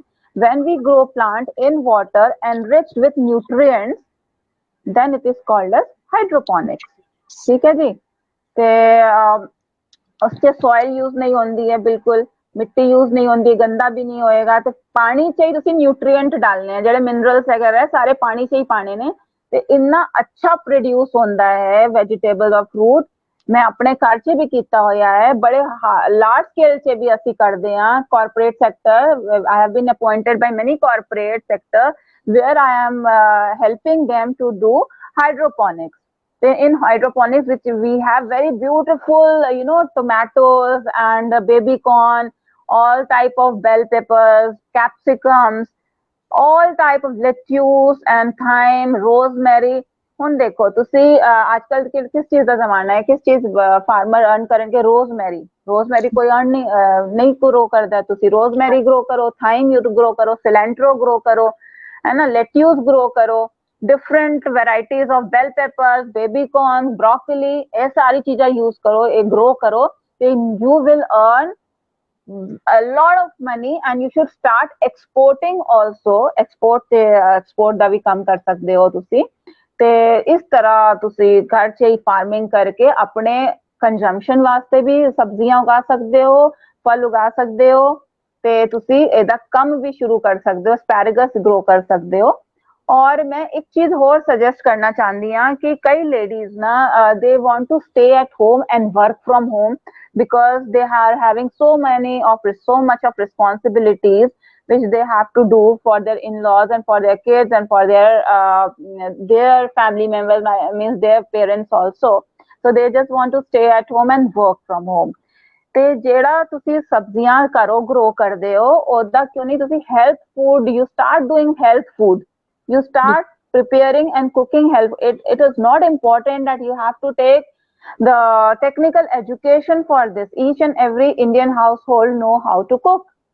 ਹਾਂਜੀ, ਸਾਰਿਆਂ ਨੂੰ ਪਤਾ ਹੈ ਰੋਟੀ ਕਿਸ ਤਰ੍ਹਾਂ ਬਣਦੀ ਹੈ, ਕਿਸ ਤਰ੍ਹਾਂ ਕੀ ਕਰਨਾ ਹੈ. ਤੇ ਤੁਸੀਂ ਨਾਰਮਲ ਜਿਵੇਂ ਅਸੀਂ ਰੋਟੀ ਬਣਾਉਂਦੇ ਹਾਂ, गेहूं ਦੀ ਕਣਕ ਦੀ ਰੋਟੀ ਬਣਾਉਂਦੇ ਆ, ਉਹ ਨਾ ਬਣਾ ਕੇ ਜਵਾਰ ਦੀ ਰੋਟੀ ਬਣਾਓ, ਤੁਸੀਂ ਸੱਤੂ ਦੀ ਰੋਟੀ ਬਣਾਓ, ਚਨੇ ਦੀ ਰੋਟੀ ਬਣਾਓ, and start doing your own business about health foods and start packaging all these health flour, which you can earn a lot. This is having very good international market as well. So you can grow it. Hydroponics भी तुसी grow कर सकते हो. You can grow your own flowers, जिवें flower दी खेती कर सकते हो, ਉਹ grow कर सकते हो. In very small place you can have your own vegetables. Plus ਹੁਣ ਜਿਵੇਂ ਹੁੰਦਾ ਨਾ ਕਿ ਅਸੀਂ ਪੇਂਟ ਯੂਜ਼ ਕਰਦੇ ਹਾਂ, ਟਾਈਲਸ ਯੂਜ਼ ਕਰਦੇ ਹਾਂ, ਬੜੀ ਦੀਵਾਰਾਂ ਬਣਾਉਂਦੇ ਹਾਂ, ਐਂਡ ਅਗਰ ਪੇਂਟ ਯੂਜ਼ ਕਰਦੇ ਤਾਂ ਐਵਰੀ ਈਅਰ ਦੀਵਾਲੀ 'ਚ ਕੀ ਹੁੰਦਾ ਹੈ ਕਿ ਚਲੋ ਜੀ ਹੁਣ ਦੀਵਾਲੀ ਆਉਣ ਵਾਲੀ ਹੈ ਤੇ ਘਰ ਪੇਂਟ ਕਰਾ ਲਓ. ਤੇ ਉਹਦਾ ਵੀ ਤੇ ਖਰਚਾ ਹੁੰਦਾ ਹੈ ਨਾ, ਪ੍ਰੀਤੀ, ਕਿੰਨਾ ਖਰਚਾ ਹੁੰਦਾ ਉਹਦਾ ਵੀ. ਤੇ ਵਾਈ ਨੋਟ ਟੂ ਅਸੀਂ ਗ੍ਰੀਨ ਵਾਲ ਬਣਾ ਸਕਦੇ ਹਾਂ, है ना. ग्रीन वॉल बना, एक पूरी वॉल ਅਸੀਂ ग्रीन वॉल बना सकते हैं. साढ़े पेड़ पौधे उथे मतलब ग्रो करियो, सुंदर भी लगते हैं काफी. Green wall it gives you lot of oxygen भी देता है and it is aesthetically looks very beautiful. And side by side you are growing your own flowers and you can use these flowers in prayers, or you can put these flowers on your head, on your hair also. As endowment. ਤੋਂ ਮੈਨੂੰ ਲੱਗਦਾ ਹੈ ਮੇਰੇ window ਜਿਹੜਾ kitchen ਦਾ window ਹੈ ਨਾ, ਉਸ 'ਚ ਮੈਂ ਹਰਬਸ ਗਰੋ ਕੀਤੀ ਹੈ। ਉਸ 'ਚ ਮੈਂ ਤੁਲਸੀ ਹੈ, ਥਾਈਮ ਹੈ, ਰੋਜ਼ਮੈਰੀ ਹੈ, ਇਹ ਸਾਰਾ ਚੀਜ਼ ਮੈਂ ਗਰੋ ਕਰਕੇ ਉੱਥੋਂ ਹੀ ਮੈਂ ਕੱਟਦੀ ਹਾਂ। ਸਵੇਰੇ ਉੱਠਦੀ ਹਾਂ, ਵੀਟ ਗ੍ਰਾਸ ਗਰੋ ਕਰਨਾ ਇਜ਼ ਵੈਰੀ ਈਜ਼ੀ। ਅੱਜ ਕੱਲ ਜਿਵੇਂ ਐਂਟੀ ਕੈਂਸਰਸ ਪ੍ਰੋਪਰਟੀ ਵੀ ਹੈ ਉਹਦੇ, ਤੇ ਇਟ ਇਜ਼ ਸੋ ਈਜ਼ੀ। ਤੇ we can grow our own food in our ਛੋਟੀ ਜੀ ਜਗ੍ਹਾ 'ਚ ਵੀ ਤੁਸੀਂ ਕਰ ਸਕਦੇ ਹੋ। You should start doing yourself. When you will do, your children will see, and they will also propagate the same thing in their activities, in their life, and in their earning as well. ਇੱਕ question ਆ ਰਿਹਾ ਹੈ ਕਿ ਤੁਸੀਂ ਜਿਵੇਂ ਕਿਹਾ ਕਿ ਅਸੀਂ ਛੋਟੀ ਜਿਹੀ ਜਗ੍ਹਾ 'ਚ ਕਿਤੇ ਰੂਮ 'ਚ ਵੀ ਅਸੀਂ ਮਤਲਬ ਲਗਾ ਸਕਦੇ ਹਾਂ ਵਾਲ, ਹਾਂਜੀ ਗ੍ਰੀਨ ਵਾਲ। ਤੇ ਹਾਂਜੀ ਕੁਐਸਚਨ ਇਹ ਆ ਰਿਹਾ ਕਿ ਉੱਥੇ ਸਨਲਾਈਟ ਦੀ ਜ਼ਰੂਰਤ ਨਹੀਂ ਹੈ। We have two types of green wall, indoor and outdoor plants. So accordingly we have to choose the plants which, agar tusi indoor plant laga rahe ho, indoor hai ਤੁਹਾਡਾ room ਦੇ ਅੰਦਰ ਹੈ ਤੁਹਾਡਾ green wall, ਤੇ ਤੁਹਾਨੂੰ ਕਿਸ ਤਰ੍ਹਾਂ ਦੇ ਪੌਦੇ ਦਾ selection ਕਰਨਾ ਹੈ, that is very important. That is the reason why I am here, why the botanist are here, right? Because ਦੇਖੋ ਤੁਸੀਂ ਕਿੱਥੇ ਵੀ ਕੋਈ ਵੀ ਪੌਦਾ ਲਗਾ ਦੋਗੇ, ਹੈ ਨਾ, ਤੁਹਾਨੂੰ ਪਤਾ ਹੀ ਨਹੀਂ ਹੈ ਉਹਨੂੰ ਕਿਸ ਤਰ੍ਹਾਂ, ਕਿੰਨਾ ਸਨ ਚਾਹੀਦਾ ਹੈ, ਕਿੰਨਾ ਵਾਟਰ ਚਾਹੀਦਾ ਹੈ, ਕਿੰਨਾ ਕੁਲਕੀ ਚਾਹੀਦਾ। So we professionals are here to help people. ਤੇ ਮੇਰਾ ਵੈਬਸਾਈਟ ਹੈ, ਤੇ ਤੁਸੀਂ ਉਸ ਤੇ ਵੀ ਜਾ ਕੇ ਦੇਖ ਸਕਦੇ ਹੋ, ਅਦਰਵਾਈਜ਼ ਵੀ ਦੇਖ ਸਕਦੇ ਹੋ what all indoor plants we can use in our house. ਜਿਵੇਂ ਪੀਸ ਲਿਲੀ ਦਾ ਪੌਦਾ ਹੁੰਦਾ ਹੈ, peace lily, that is indoor plant. ਉਸ ਫਲਾਵਰ ਨੂੰ ਫਲਾਵਰਿੰਗ ਕਰਨ ਵਾਸਤੇ ਸਨ ਦੀ ਜ਼ਿਆਦਾ ਲੋੜ ਨਹੀਂ ਪੈਂਦੀ, and it looks very beautiful. White colour ਦਾ ਇਸ ਤਰ੍ਹਾਂ ਦਾ ਬਣਿਆ ਹੁੰਦਾ ਹੈ, ਵਿਚਕਾਰ it looks very very pretty. So you can use it inside your house. You can use money plant, ਅੰਦਰ ਵੀ use ਕਰ ਸਕਦੇ ਹੋ। So philodendron, ਬੜੇ ਬਹੁਤ ਸਾਰੇ ਇਸ ਤਰ੍ਹਾਂ ਦੇ plants ਹੁੰਦੇ ਨੇ, mosses you can use, which doesn't need any type of light. Succulents you can use. Succulents does not use much of water or light. Succulent ਜਿਵੇਂ ਹੁੰਦੇ ਨੇ, you need not to water it every day. You need to water it once in a week. ਤੇ ਇਸ ਤਰ੍ਹਾਂ ਅਸੀਂ use ਕਰਦੇ। ਔਰ ਅਗਰ ਤੁਸੀਂ outdoor ਹੈ, ਤੇ outdoor ਤੋਂ you can have variety of plants which we can use for the green wall. ਇਹ 에ਅਰ ਪਿਊਰੀਫਾਇਰ ਦਾ ਵੀ ਕੰਮ ਕਰਦੇ ਨੇ ਜੋ ਤੁਸੀਂ ਇੰਡੋਰ ਹਾਂਜੀ ਕਰ ਰਹੇ ਹੋ, ਹੈ ਨਾ? ਹਾਂਜੀ ਹਾਂਜੀ ਜੀ। ਇੱਕ ਸੀਗਾ ਕੁਐਸਚਨ, ਜਿਵੇਂ ਮੈਂ ਆਪ ਜੀ ਦਾ ਜਿਹੜਾ ਤੁਸੀਂ ਮੈਨੂੰ ਭੇਜਿਆ ਸੀ ਪ੍ਰੋਫਾਈਲ, ਉਹਦੇ 'ਚ ਸੀਗਾ ਬ੍ਰੇਨ ਬੂਸਟਰ ਫॉर ਸਟੂਡੈਂਟ। ਹਾਂਜੀ ਮਤਲਬ ਮੇਰੀ ਆਪਣੀ ਸੀਗਾ ਕਿ ਮੈਂ ਵੀ ਪੁੱਛਣਾ ਚਾਹ ਰਹੀ ਸੀਗਾ ਕਿ ਇਹ ਕੀ ਹੈ ਬ੍ਰੇਨ ਬੂਸਟਰ ਫॉर ਸਟੂਡੈਂਟਸ। ਹਾਂਜੀ ਦੇਖੋ, ਹੁਣ ਬ੍ਰੇਨ ਬੂਸਟਰ ਫॉर ਸਟੂਡੈਂਟਸ ਕਹਿ ਲਓ ਜਾਂ brain booster for us, for brain booster for any type of professional.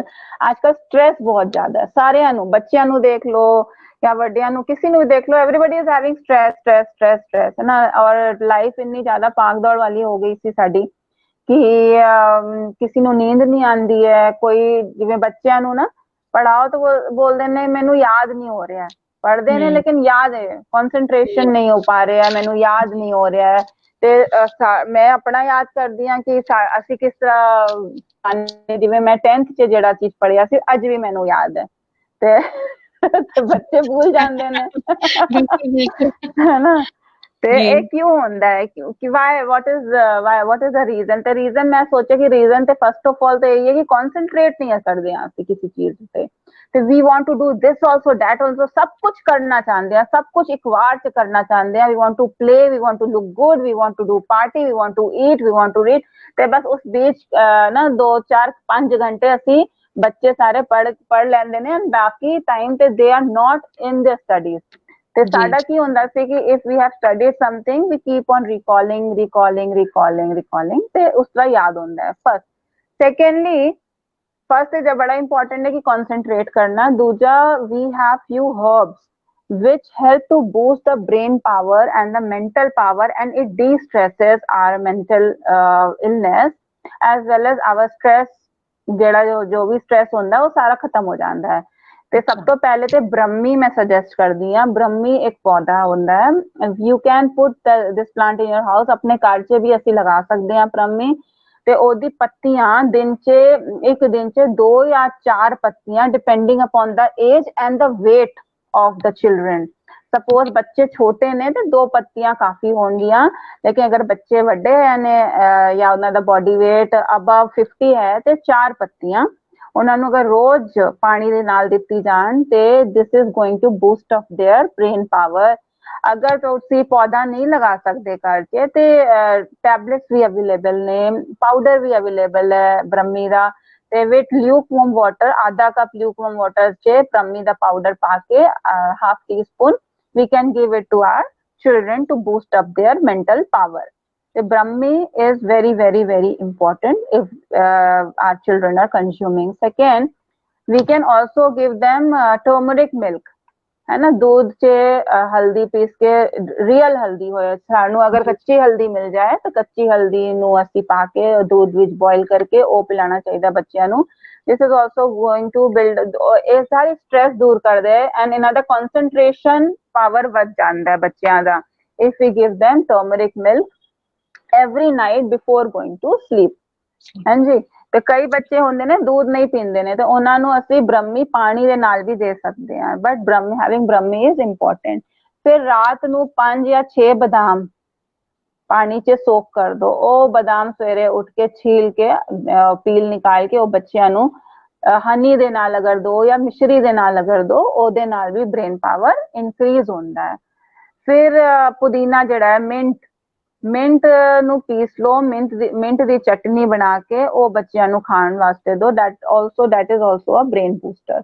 So there are many type of herbs and many type of plants which we can include in our day-to-day life to increase our brain power, to boost our brain power। ਹੁਣ de-stress ਕਰਨ ਵਾਸਤੇ chamomile tea ਲੈ ਸਕਦੇ ਹਾਂ ਅਸੀਂ, ਔਰ lavender oil ਆਂਦਾ ਇੱਕ, ਲੈਵੈਂਡਰ ਆਇਲ ਨੂੰ ਥੋੜਾ ਜਿਹਾ ਹੱਥ 'ਚ ਲੈ ਕੇ ਇੱਥੇ ਟੈਂਪਲ 'ਚ ਰਬ ਕਰ ਲੈਂਦੇ ਆ ਤੇ ਉਹਦੇ ਨਾਲ ਵੀ it helps to de-stress ourselves, to just to boost our brain power। brahmi, almond and turmeric milk I suggest। ਜੀ ਬਹੁਤ ਅੱਛੀ। ਅੱਛਾ, ਇੱਕ ਕੁਐਸਚਨ ਸੀਗਾ ਹਰਲੀਨ ਕੌਰ ਦਾ, ਬਟ ਉਹਦਾ ਆਨਸਰ ਤੁਸੀਂ ਦੇ ਚੁੱਕੇ ਆ ਕਿ ਅਸੀਂ ਮਨੀ ਪਲਾਂਟ ਅੰਦਰ ਰੂਮ 'ਚ ਲਗਾ ਸਕਦੇ ਆ, ਤੇ ਆਲਰੇਡੀ ਤੁਸੀਂ ਆਨਸਰ ਦੇ ਚੁੱਕੇ ਹੋ ਕਿ ਲਗਾ ਸਕਦੇ ਆ। ਲੇਕਿਨ ਉਹ ਮੈਂ ਇੱਕ ਇਹਨਾਂ ਨੂੰ ਇੱਕ ਹੈਕ ਦੱਸਣਾ ਚਾਹੁੰਦੀ ਆ ਕਿ ਕਈ ਲੋਕ ਮਨੀ ਪਲਾਂਟ ਘਰ ਦੇ ਅੰਦਰ ਲਗਾਉਂਦੇ ਨੇ ਤੇ ਉਹ 2-3 ਮਹੀਨੇ ਤੇ ਬੜਾ ਅੱਛਾ ਗਰੋ ਕਰਦਾ ਹੈ, ਉਹਦੇ ਬਾਅਦ ਨਾ ਪੱਤੀਆਂ ਜਿਵੇਂ ਪੀਲੀ ਪੈਣੀ ਸ਼ੁਰੂ ਹੋ ਜਾਂਦੀਆਂ, ਖਰਾਬ ਹੋਣ ਲੱਗਦਾ, ਤੇ ਉਹ ਬੋਲਦੇ ਨੇ ਕਿ ਕਿਉਂ ਖਰਾਬ ਹੋ ਰਿਹਾ ਹੈ। ਤੇ ਵੈਨੇਵਰ ਵੀ ਯੂਜ਼ ਵਾਟਰ ਮੀਡੀਅਮ, ਕਿਸੇ ਪਾਣੀ 'ਚ ਜਿਵੇਂ ਪਹਿਲੇ ਨਹੀਂ ਹੁੰਦਾ ਸੀ ਪਾਣੀ 'ਚ ਵਾਟਰ 'ਚ ਤੁਸੀਂ ਪਲਾਂਟਸ ਗਰੋ ਕਰਦੇ ਹੋ, ਮਨੀ ਪਲਾਂਟ ਜਿਵੇਂ ਬਲਬ 'ਚ ਲਗਾ ਲੈਂਦੇ ਸੀ ਲੇਕਿਨ ਥੋੜੇ ਦਿਨਾਂ ਬਾਅਦ ਉਹ ਖਰਾਬ ਹੋ ਜਾਂਦਾ ਸੀ। that is because we should keep on changing the water regularly। ਹਰ ਹਫਤੇ ਤੁਹਾਨੂੰ ਉਸ ਮਨੀ ਪਲਾਂਟ ਦਾ ਪਾਣੀ ਚੇਂਜ ਕਰਨਾ ਬਹੁਤ ਜ਼ਰੂਰੀ ਹੈ ਅਗਰ ਤੁਸੀਂ ਪਾਣੀ 'ਚ ਲਗਾ ਰਹੇ ਹੋ ਤੇ। ਅਗਰ ਤੁਸੀਂ ਗਮਲਾ ਪਲਾਂਟ ਜਿਹੜਾ ਮਿੱਟੀ 'ਚ ਲਗਾ ਰਹੇ ਹੋ ਤਾਂ ਇਟ ਇਜ਼ ਵੈਰੀ ਇੰਪੋਰਟੈਂਟ ਕਿ ਉਹ ਮਿੱਟੀ ਨੂੰ 에ਅਰ ਪ੍ਰੋਵਾਈਡ ਕਰੋ, ਮਤਲਬ ਕੋਈ ਚੂਰੀ ਜਾਂ ਕੁਝ ਵੀ ਇਸ ਤਰ੍ਹਾਂ ਦਾ ਟਿਲਿੰਗ ਮਸ਼ੀਨ ਲੈ ਲਓ ਜਿਵੇਂ ਖੋਦਣ ਵਾਸਤੇ, ਜਿਵੇਂ ਨਹੀਂ ਹੁੰਦੇ ਖੁਰਪੀ ਵਗੈਰਾ ਲੈ ਕੇ ਉਹਨੂੰ 에ਅਰ ਪ੍ਰੋਵਾਈਡ ਕਰਨਾ, ਮਿੱਟੀ ਨੂੰ ਉੱਪਰ ਨੀਚੇ ਇਸ ਤਰ੍ਹਾਂ ਕਰਨਾ ਬਹੁਤ ਜ਼ਰੂਰੀ ਹੈ so that the air goes inside the soil। ਤੇ ਫਿਰ ਉਹ ਪਲਾਂਟ ਮਰਦਾ ਨਹੀਂ ਹੈ। ਪਲਾਂਟ ਤਾਂ ਮਰਦਾ ਜਦ ਉਹਨੂੰ ਜਾਂ ਤੇ ਪਾਣੀ ਨਾ ਮਿਲੇ ਜਾਂ ਤੇ ਹਵਾ ਨਾ ਮਿਲੇ। ਤੇ ਅੰਦਰ ਅਗਰ ਮਨੀ ਪਲਾਂਟ ਲਗਾਉਂਦੇ ਹੋ ਸੋਇਲ 'ਚ ਤਾਂ ਉਹਨੂੰ ਪਾਣੀ ਪ੍ਰੋਪਰ ਪਾਣੀ ਦੇਣਾ। And how will we know ਕਿ how much water we have to give, then you have ਤੁਸੀਂ ਮਿੱਟੀ ਛੂ ਕੇ ਦੇਖੋ ਅਗਰ ਥੋੜੀ ਜਿਹੀ ਚਿਪਕ ਰਹੀ ਹੈ ਮਿੱਟੀ it means it doesn't need water। अगर मिट्टी सूखी हो गई है then you have to pour some water in your money plant। Okay, ਇੱਕ ਹੋਰ ਕੁਐਸਚਨ ਆਇਆ ਕਿ ਕਹਿ ਰਹੇ ਨੇ ਕਿ ਸਾਡੀ ਤੁਲਸੀ ਸੜ ਜਾਂਦੀ ਹੈ ਘਰ 'ਚ, ਉਹ ਕੀ ਕਰਨ? ਅੱਛਾ ਜੀ, ਤੁਲਸੀ ਜਿਹੜੀ ਹੈ ਜ਼ਿਆਦਾ ਠੰਡ ਪਏ ਜਿੱਥੇ ਉਹ ਉੱਥੇ ਤੁਲਸੀ ਗਰੋ ਨਹੀਂ ਹੁੰਦੀ। You have to provide complete full sun for tulsi. ਇਸ ਵਾਸਤੇ ਕਹਿੰਦੇ ਨੇ ਨਾ ਤੁਲਸੀ ਆਂਗਨ में ग्रो करो। Tulsi should be placed in your courtyard where sun directly comes, the sunlight should come। So if you want your tulsi should flourish or in bloom, it should be grown in a complete sunlight and water which you should pour, it should be ना बहुत ज़्यादा पानी पा दो रोज थोड़ा थोड़ा पानी पाओ। just keep on checking your soil, the consistency of your soil, and it should be under the sun। ਜੀ, ਇੱਕ ਕੁਐਸਚਨ ਇੱਕ ਹੋਰ ਹੈ ਆਪ ਜੀ ਦੇ ਪ੍ਰੋਫਾਈਲ ਤੋਂ, ਸੀਡ ਸਾਈਕਲ ਫॉर ਔਮਨ, ਇਹ ਕੀ ਮਤਲਬ ਥੋੜਾ ਇਹਦੇ ਉੱਪਰ ਵੀ ਤੁਸੀਂ ਦੱਸੋਗੇ? हाँ हाँ हाँ सीड साइकिल देखो बड़ा इम्पोर्टेंट है all mostly we women face lot of hormonal problems in our day to day life and ਹੁਣ ਤੁਸੀਂ ਵੂਮਨ ਦਾ ਲਓ ਕਿ ਹਰ ਮਹੀਨੇ ਹੀ ਸਾਡੇ ਹਾਰਮੋਨਸ ਇੰਬੈਲੈਂਸ ਰਹਿੰਦੇ ਨੇ ਠੀਕ ਹੈ ਪੀਰੀਅਡਸ ਦੇ ਟਾਈਮ ਪ੍ਰੋਜੈਸਟੇਰੋਨ ਨਾਮ ਦਾ ਇੱਕ ਹਾਰਮੋਨ ਹੁੰਦਾ ਹੈ ਬਹੁਤ ਜ਼ਿਆਦਾ ਵੱਧ ਜਾਂਦਾ ਹੈ and once we have our periods then estrogen ਨਾਮ ਦਾ ਇੱਕ ਹਾਰਮੋਨ ਹੈ ਫੀਮੇਲ ਸੈਕਸ ਹਾਰਮੋਨ ਉਹ ਵੱਧ ਜਾਂਦਾ ਹੈ ਫਿਰ ਕਦੀ ਸਾਨੂੰ ਸਟ੍ਰੈਸ ਹੋਇਆ ਤੇ ਹਾਈਪੋਥਾਇਰੋਇਡ ਕਾਫੀ ਦੇਖੋ ਲੇਡੀਜ਼ ਨੂੰ ਜ਼ਿਆਦਾ ਹੁੰਦਾ ਹੈ ਥਾਇਰੋਇਡ ਹਾਈਪੋਥਾਇਰੋਇਡ ਜਾਂ ਹਾਈਪਰਥਾਇਰੋਇਡ ਹੋਏ ਉਹ ਵੀ ਲੇਡੀਜ਼ ਨੂੰ ਜ਼ਿਆਦਾ ਹੁੰਦਾ ਹੈ ਤੇ we ladies keep on juggling with the unbalanced hormones in our day-to-day life. So being a botanist and being an ethnobotanist, I suggest to follow the seed cycle to have all your hormones in a balanced form. ठीक है जी? तो ਤੁਹਾਡੇ hormones balance farm 'ਚ ਹੋਣੇ ਚਾਹੀਦੇ and how we can balance it by adopting the technique called seed cycle. Seed cycle, if we are menstruating, then we should start first seed cycle we should start from the first day of menstruation till 15 days of 15th day and from 16th to 30th day is the second phase. So there are two phases. ठीक है ना ਤੁਸੀਂ समझ गए पहला phase पहले दिन तो 15 दिन तक ਉਹਦਾ 16ਵਾਂ दिन तो 30th day तक second phase start ਹੁੰਦਾ है and if anybody is not menstruating then they should follow the moon. Full moon to half moon to no moon. ठीक है जी जिन्हों ਨੂੰ मेनोपॉज आ गया ਤੇ ਉਹ ਲੋਕ ਸੋਚਣਗੇ ਅਸੀਂ ਕਿਸ ਤਰ੍ਹਾਂ ਫੋਲੋ ਕਰੀਏ ਤੇ full moon to half moon to no moon ਤੇ ਪਹਿਲੇ ਵਾਲਾ ਜਿਹੜਾ ਫੇਜ਼ ਹੈ ਉਸ 'ਚ ਸਨਫਲਾਵਰ ਦੇ ਸੀਡਸ ਤੇ ਫਲੈਕਸ ਸੀਡਸ लेना जरूरी है one teaspoon of sunflower seeds and 1 teaspoon of flax seeds because these are having omega-3 fatty acids which are going to balance our hormones. फिर next phase ਜਿਹੜਾ ਹੋਏਗਾ 16th day to 30th day तक chia seeds लेना है सानू और basil seeds लेना है ये दोनों सीड पानी ਨੂੰ एक कप पानी लेना और उस पानी से आधा चम्मच chia seed ਤੇ आधा चम्मच basil seed भिगा दो 2 घंटे बाद वो सोइल हो जाएंगे and you should have this soaked seeds for the next 15 days. Now these 4 type of seeds are capable of balancing your hormones in a very regular form. और जो भी प्रॉब्लम सानू मूड स्विंग्स होंदे ने hot flushes है जिवें बहुत जल्दी गुस्सा आ जाता है इरिटेटेड फील करते हैं कई बार लेडीज है ना ते ओदा रीजन नहीं समझ आता सानू की हो रहा है एक्ने ਦਾ ਪ੍ਰੋਬਲਮ ਹੋ ਜਾਂਦਾ ਹੈ ਨਾ ਜਗ੍ਹਾ ਜਗ੍ਹਾ ਰੈਸ਼ਸ ਹੋ ਰਹੇ ਹੁੰਦੇ ਨੇ ਤੇ the reason is the hormone imbalance if just we can take these 4 kinds of seeds in a regular cyclic form as I have told you that these are going to cure our hormonal imbalance and the technique is seed cycle. ਜੀ ਬਹੁਤ ਵਧੀਆ ਹੈ actually Amit ਜੀ ਦੀ ਅਗਰ ਤੁਸੀਂ profile ਦੇਖੋਗੇ there are so ਮੈਨੀ studies ਮਤਲਬ ਤੁਸੀਂ ਇੱਕ ਟੌਪਿਕ ਨੂੰ ਵੀ ਲੈ ਕੇ ਬੈਠੋਗੇ ਤੇ ਆਈ ਥਿੰਕ 1 ਘੰਟਾ ਵੀ ਘੱਟ ਹੈਗਾ ਤੇ ਜੀ ਕਿਉਂਕਿ ਸਾਡਾ 1 ਘੰਟਾ ਆਲਮੋਸਟ ਪੂਰਾ ਹੋ ਚੁੱਲਾ ਹੈ ਤੇ ਇੱਕ ਮੈਂ ਆਪ ਜੀ ਕੋਲੋਂ ਇੱਕ ਮਤਲਬ ਟਿਪ ਲੈਣਾ ਚਾਹ ਰਹੀ ਹਾਂ ਕਿ ਜਿਵੇਂ ਕਰੋਨਾ ਵਾਇਰਸ ਫੈਲਿਆ ਹੋਇਆ ਬਹੁਤ ਸਾਰਾ ਤੇ ਤੁਸੀਂ ਇਮਿਊਨ ਸਿਸਟਮ ਉੱਪਰ ਇਮਿਊਨ ਬੂਸਟਰਸ ਮੈਂ ਦੇਖਿਆ ਤੁਸੀਂ ਇਮਿਊਨ ਡਰਿੰਕਸ ਬਣਾ ਰਹੇ ਸੀਗੇ ਤੇ ਅਗਰ ਕੁਝ ਐਵੇਂ ਦਾ ਡਰਿੰਕਸ ਜਿਹੜੇ ਨੇ ਜੋ ਕਿ ਲੋਕਾਂ ਨੂੰ ਮਤਲਬ ਸਹੀ ਲੱਗਣ ਲੋਕਾਂ ਦੇ ਵਾਸਤੇ ਹੈਲਪ ਕਰ ਸਕਣ ਇਸ ਟਾਈਮ ਪੀਰੀਅਡ 'ਚ ਕਿਉਂਕਿ ਇੱਕ ਟਾਈਮ ਦੇ ਟਾਈਮ ਤੇ ਬਹੁਤ ਗਰਮੀ ਵੀ ਪੈ ਰਹੀ ਹੈ ਤੇ ਜ਼ਿਆਦਾ ਗਰਮ ਚੀਜ਼ਾਂ ਵੀ ਨਹੀਂ ਲੈਣੀਆਂ ਤੇ ਬਹੁਤ ਠੰਡੀ ਵੀ ਨਹੀਂ ਲੈਣੀ ਹੈ ਤੇ ਉਹ ਸਿਸਟਮ ਥੋੜਾ ਲੋਕਾਂ ਨੂੰ ਨਹੀਂ ਸਮਝ ਆਉਂਦਾ ਤੇ ਉਹਦੇ ਵਾਸਤੇ ਆਪ ਚਾਹੋਗੇ ਠੀਕ ਹੈ ਪ੍ਰੀਤੀ ਜੀ ਦੇਖੋ ਹੁਣ ਜਿਵੇਂ ਕਰੋਨਾ ਵਾਇਰਸ ਹੈ ਤੇ ਇੱਕ virus which we cannot see from our naked eyes ਅੱਖੋਂ ਵੀ ਨਹੀਂ ਦਿਖਦਾ ਹੈ ਸਾਨੂੰ ਪਤਾ ਹੀ ਨਹੀਂ ਹੈ ਇਹਦਾ ਸਟਰਕਚਰ ਕੀ ਹੈ ਤੇ actually what is virus is not living beings these are the connecting link between living and non living ਨਾ ਤੁਸੀਂ ਇਹਨੂੰ ਲਿਵਿੰਗ ਕਹਿ ਸਕਦੇ ਹੋ ਨਾ ਤੁਸੀਂ ਇਹਨੂੰ non living ਕਹਿ ਸਕਦੇ ਹੋ these are inactive forms and when they enter in our body they use our machinery ਸਾਡੇ ਸੈੱਲ ਦੀ ਮਸ਼ੀਨਰੀ ਯੂਜ਼ ਕਰਕੇ ਨਾ ਇਹ ਐਕਟਿਵ ਫਾਰਮ 'ਚ ਕਨਵਰਟ ਹੋ ਜਾਂਦੇ ਨੇ ਦੇ ਸਟਾਰਟ ਰੀਪਰੋਡਿਊਸਿੰਗ ਹੋਰ ਆਪਣੇ ਤਰ੍ਹਾਂ ਦੇ ਹੋਰ ਵਾਇਰਸ ਬਣਾਉਣਾ ਸ਼ੁਰੂ ਕਰ ਦਿੰਦੇ ਨੇ and this causes infection in our body ਠੀਕ ਹੈ ਜੀ ਤੇ ਹੁਣ ਵਾਇਰਸ ਨੂੰ ਕਿਸ ਤਰੀਕੇ ਨਾਲ ਅਸੀਂ ਹੈਂਡਲ ਕਰ ਸਕਦੇ ਹਾਂ ਬਿਕੋਜ਼ ਗਰਮੀ ਵੀ ਹੈ ਤੁਸੀਂ ਦੱਸ ਰਹੇ ਹੋ ਤੇ we should first of all we should follow the advice, ਜਿਵੇਂ ਸਾਨੂੰ ਥੋੜਾ ਜਿਹਾ ਜ਼ੁਕਾਮ ਹੁੰਦਾ ਹੈ, ਖਾਂਸੀ ਹੁੰਦੀ ਹੈ, we should start taking treatment. We have to boost up our immunity. ਆਪਣੀ immunity strong ਕਰਨਾ ਬਹੁਤ ਜ਼ਰੂਰੀ ਹੈ, because our body should be capable of fighting against this virus. ਇਹਦਾ ਐਕਸ਼ਨ ਹੀ ਨਾ ਹੋ ਪਾਏ ਬੋਡੀ 'ਚ, ਸਾਡੀ ਬੋਡੀ ਇੰਨੀ ਸਟਰੋਂਗ ਹੋ ਜਾਏ। ਤੇ ਪਾਣੀ ਸਵੇਰੇ ਇੱਕ ਮੈਂ 2-3 ਤੁਹਾਨੂੰ ਚੀਜ਼ਾਂ ਦੱਸਾਂਗੀ। ਪਹਿਲਾਂ ਤੇ ਕਾੜਾ ਬਣਾਉਣਾ, ਕਾੜਾ ਜ਼ਿਆਦਾ ਬਹੁਤ ਜ਼ਿਆਦਾ ਗਰਮ ਤਾਸੀਰ ਨਾ ਹੋਏ ਕਾੜੇ ਦੀ, ਲੇਕਿਨ ਇਮਿਊਨਿਟੀ ਬੂਸਟਰ ਹੋਏ।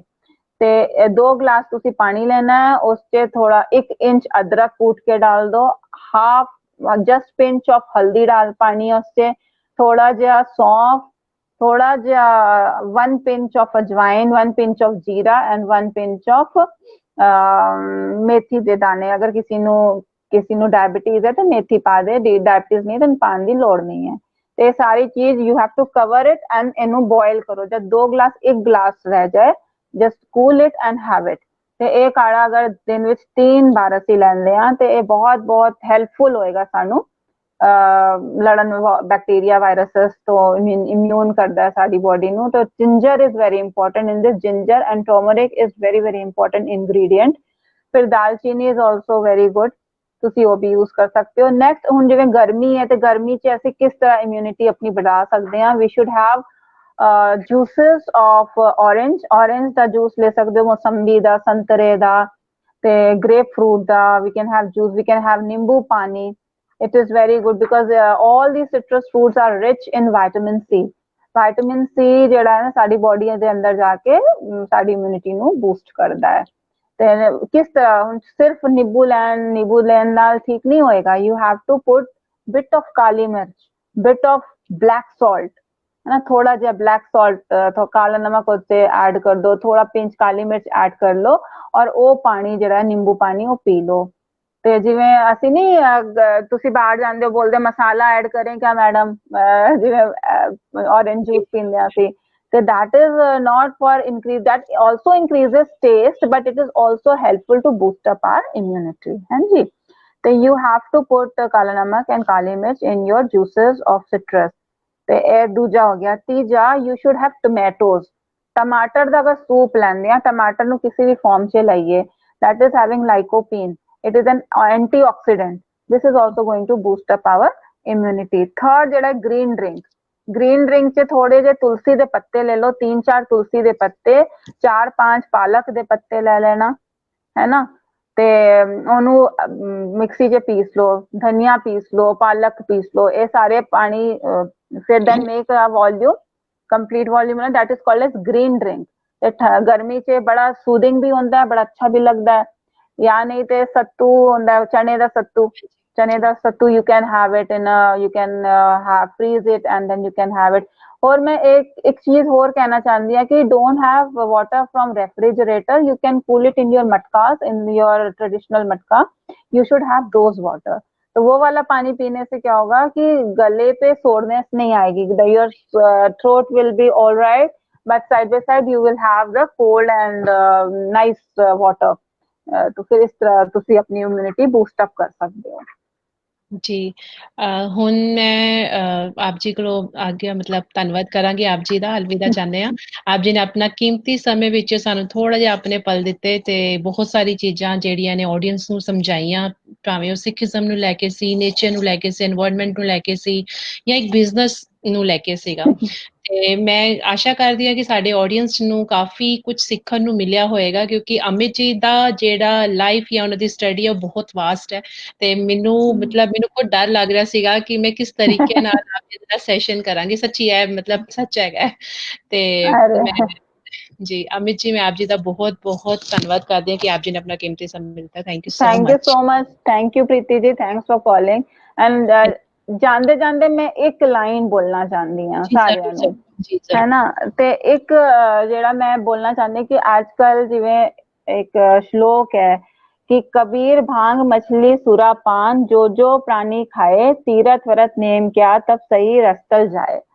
दैट मीन्स मैं जेड़ा अपकमिंग जनरेशन है या ऑलरेडी जेड़ा लोगों से एक धारणा बनी हुई है ना कि Sikh is synonym with all the liquor and all, ਤੇ ਸਾਡੇ ਗੁਰਸਿੱਖੀ 'ਚ ਬੋਲਿਆ ਗਿਆ ਹੈ ਕਿ ਕਿਸੇ ਵੀ ਤਰ੍ਹਾਂ ਦਾ ਇੰਟੌਕਸੀਕੈਂਟ ਹੋਏ, ਚਾਹੇ ਉਹ ਸ਼ਰਾਬ ਹੋਏ, ਚਾਹੇ ਉਹ ਮਛਲੀ ਹੋਏ, ਚਾਹੇ ਉਹ ਮਰੀजुआना ਹੋਏ, कुछ भी होए, that is completely forbidden in Sikhism. Smoking is completely forbidden in Sikhism. So our children, our upcoming generation, or those who are already using it, don't say that we are sick and we are using this liquor because we are Sardar. No, then you are not Sardar. Though you are not sick. So if you are truly true sick, then you have to follow Sikhism and all the ਜਿਹੜੀ ਰਿਆਇਤਾਂ ਨੇ Sikhism ਦੀ ਉਹ ਤੁਸੀਂ follow ਕਰੋ। इसी दे नाल मैं आज्ञा लवांगी। Preeti ji, thank you so much for giving me the platform to express my feeling. Thank you so much. Thank you ji, सत श्री अकाल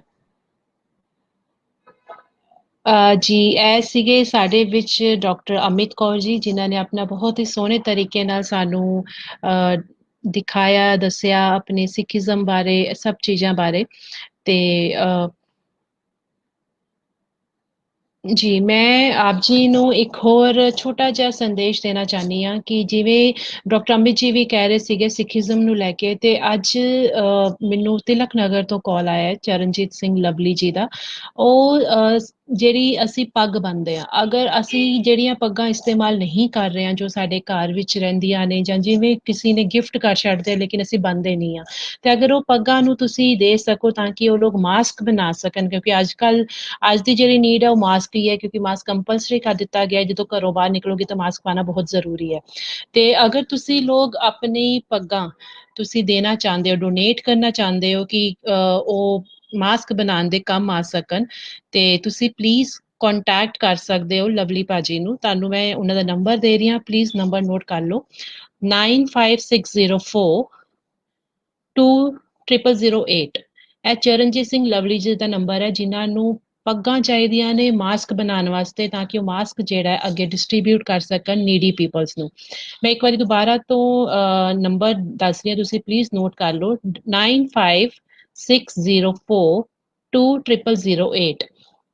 ਤੇ ਇੱਕ ਹੋਰ ਇਹ ਸਾਡੇ ਇੱਕ ਕਰੋਨਾ ਵਾਰੀਅਰਸ ਵਿੱਚੋਂ ਇੱਕ ਹੋਰ ਐਵੇਂ ਦੀ ਵਾਰੀਅਰ ਸੀਗੀ ਜੋ ਕਿ ਲੋਕਾਂ ਦੀ ਹੈਲਪ ਕਰ ਰਹੇ ਨੇ ਇਸ ਟਾਈਮ ਵਿੱਚ ਵੀ। ਤੇ ਅਸੀਂ ਇਸ ਵੀਰਵਾਰ ਇੱਕ ਡਾਕਟਰ SP ਸਿੰਘ ਜੀ ਨੇ, ਆਯੁਰਵੇਦਾ ਦੇ ਸਪੈਸ਼ਲਿਸਟ, ਉਹਨਾਂ ਨੂੰ ਅਵਾਰਡ ਮਿਲ ਚੁੱਕਿਆ ਸੁਸ਼ਮਾ ਸਵਰਾਜ ਜੀ ਕੋਲੋਂ, ਤੇ ਉਹਨਾਂ ਨੂੰ ਅਸੀਂ ਵੀਰਵਾਰ ਲੈ ਕੇ ਆਵਾਂਗੇ। ਉਹ ਬਹੁਤ ਸਾਰੀ ਐਵੇਂ ਦੀ ਚੀਜ਼ਾਂ ਦੱਸਣਗੇ ਜੋ ਕਿ ਸਾਨੂੰ ਨਹੀਂ ਕਰਨੀ ਚਾਹੀਦੀਆਂ, ਸਪੈਸ਼ਲੀ ਇਸ ਪੀਰੀਅਡ 'ਚ, ਕਿਉਂਕਿ ਅਸੀਂ ਲੋਕ, ਸਾਡਾ ਟੌਪਿਕ ਜਿਹੜਾ ਹੈ ਥਰਸਡੇ ਦਾ ਉਹ ਇਹੀ ਹੈਗਾ ਕਿ ਅਸੀਂ ਲੋਕ ਸੋਸ਼ਲ ਮੀਡੀਆ 'ਚ ਜੋ ਚੀਜ਼ ਦਿਖਾਈ ਜਾਂਦੀ ਹੈ ਉਹਨੂੰ ਅਸੀਂ ਅਪਲਾਈ ਕਰ ਲੈਂਦੇ ਹਾਂ, ਲੇਕਿਨ ਉਹ ਕਿੰਨਾ ਜ਼ਿਆਦਾ ਇਫੈਕਟ ਸਾਡੀ ਬੋਡੀ ਨੂੰ ਕਰਦੀ ਹੈ ਜਾਂ ਕਿੰਨਾ ਡੈਮੇਜ ਸਾਡੀ ਬੋਡੀ ਨੂੰ ਕਰਦੀ ਹੈ, ਇਸ ਨੂੰ ਲੈ ਕੇ ਉਸ ਟੌਪਿਕ ਹੈ। ਤੇ ਅਸੀਂ ਵੀਰਵਾਰ ਫੇਰ ਇਸੇ ਟਾਈਮ ਮਿਲਾਂਗੇ 4 ਤੋਂ 5। ਤੇ ਹੁਣ ਆਗਿਆ ਚਾਹੁੰਦੇ ਹਾਂ। ਸਤਿ ਸ਼੍ਰੀ ਅਕਾਲ।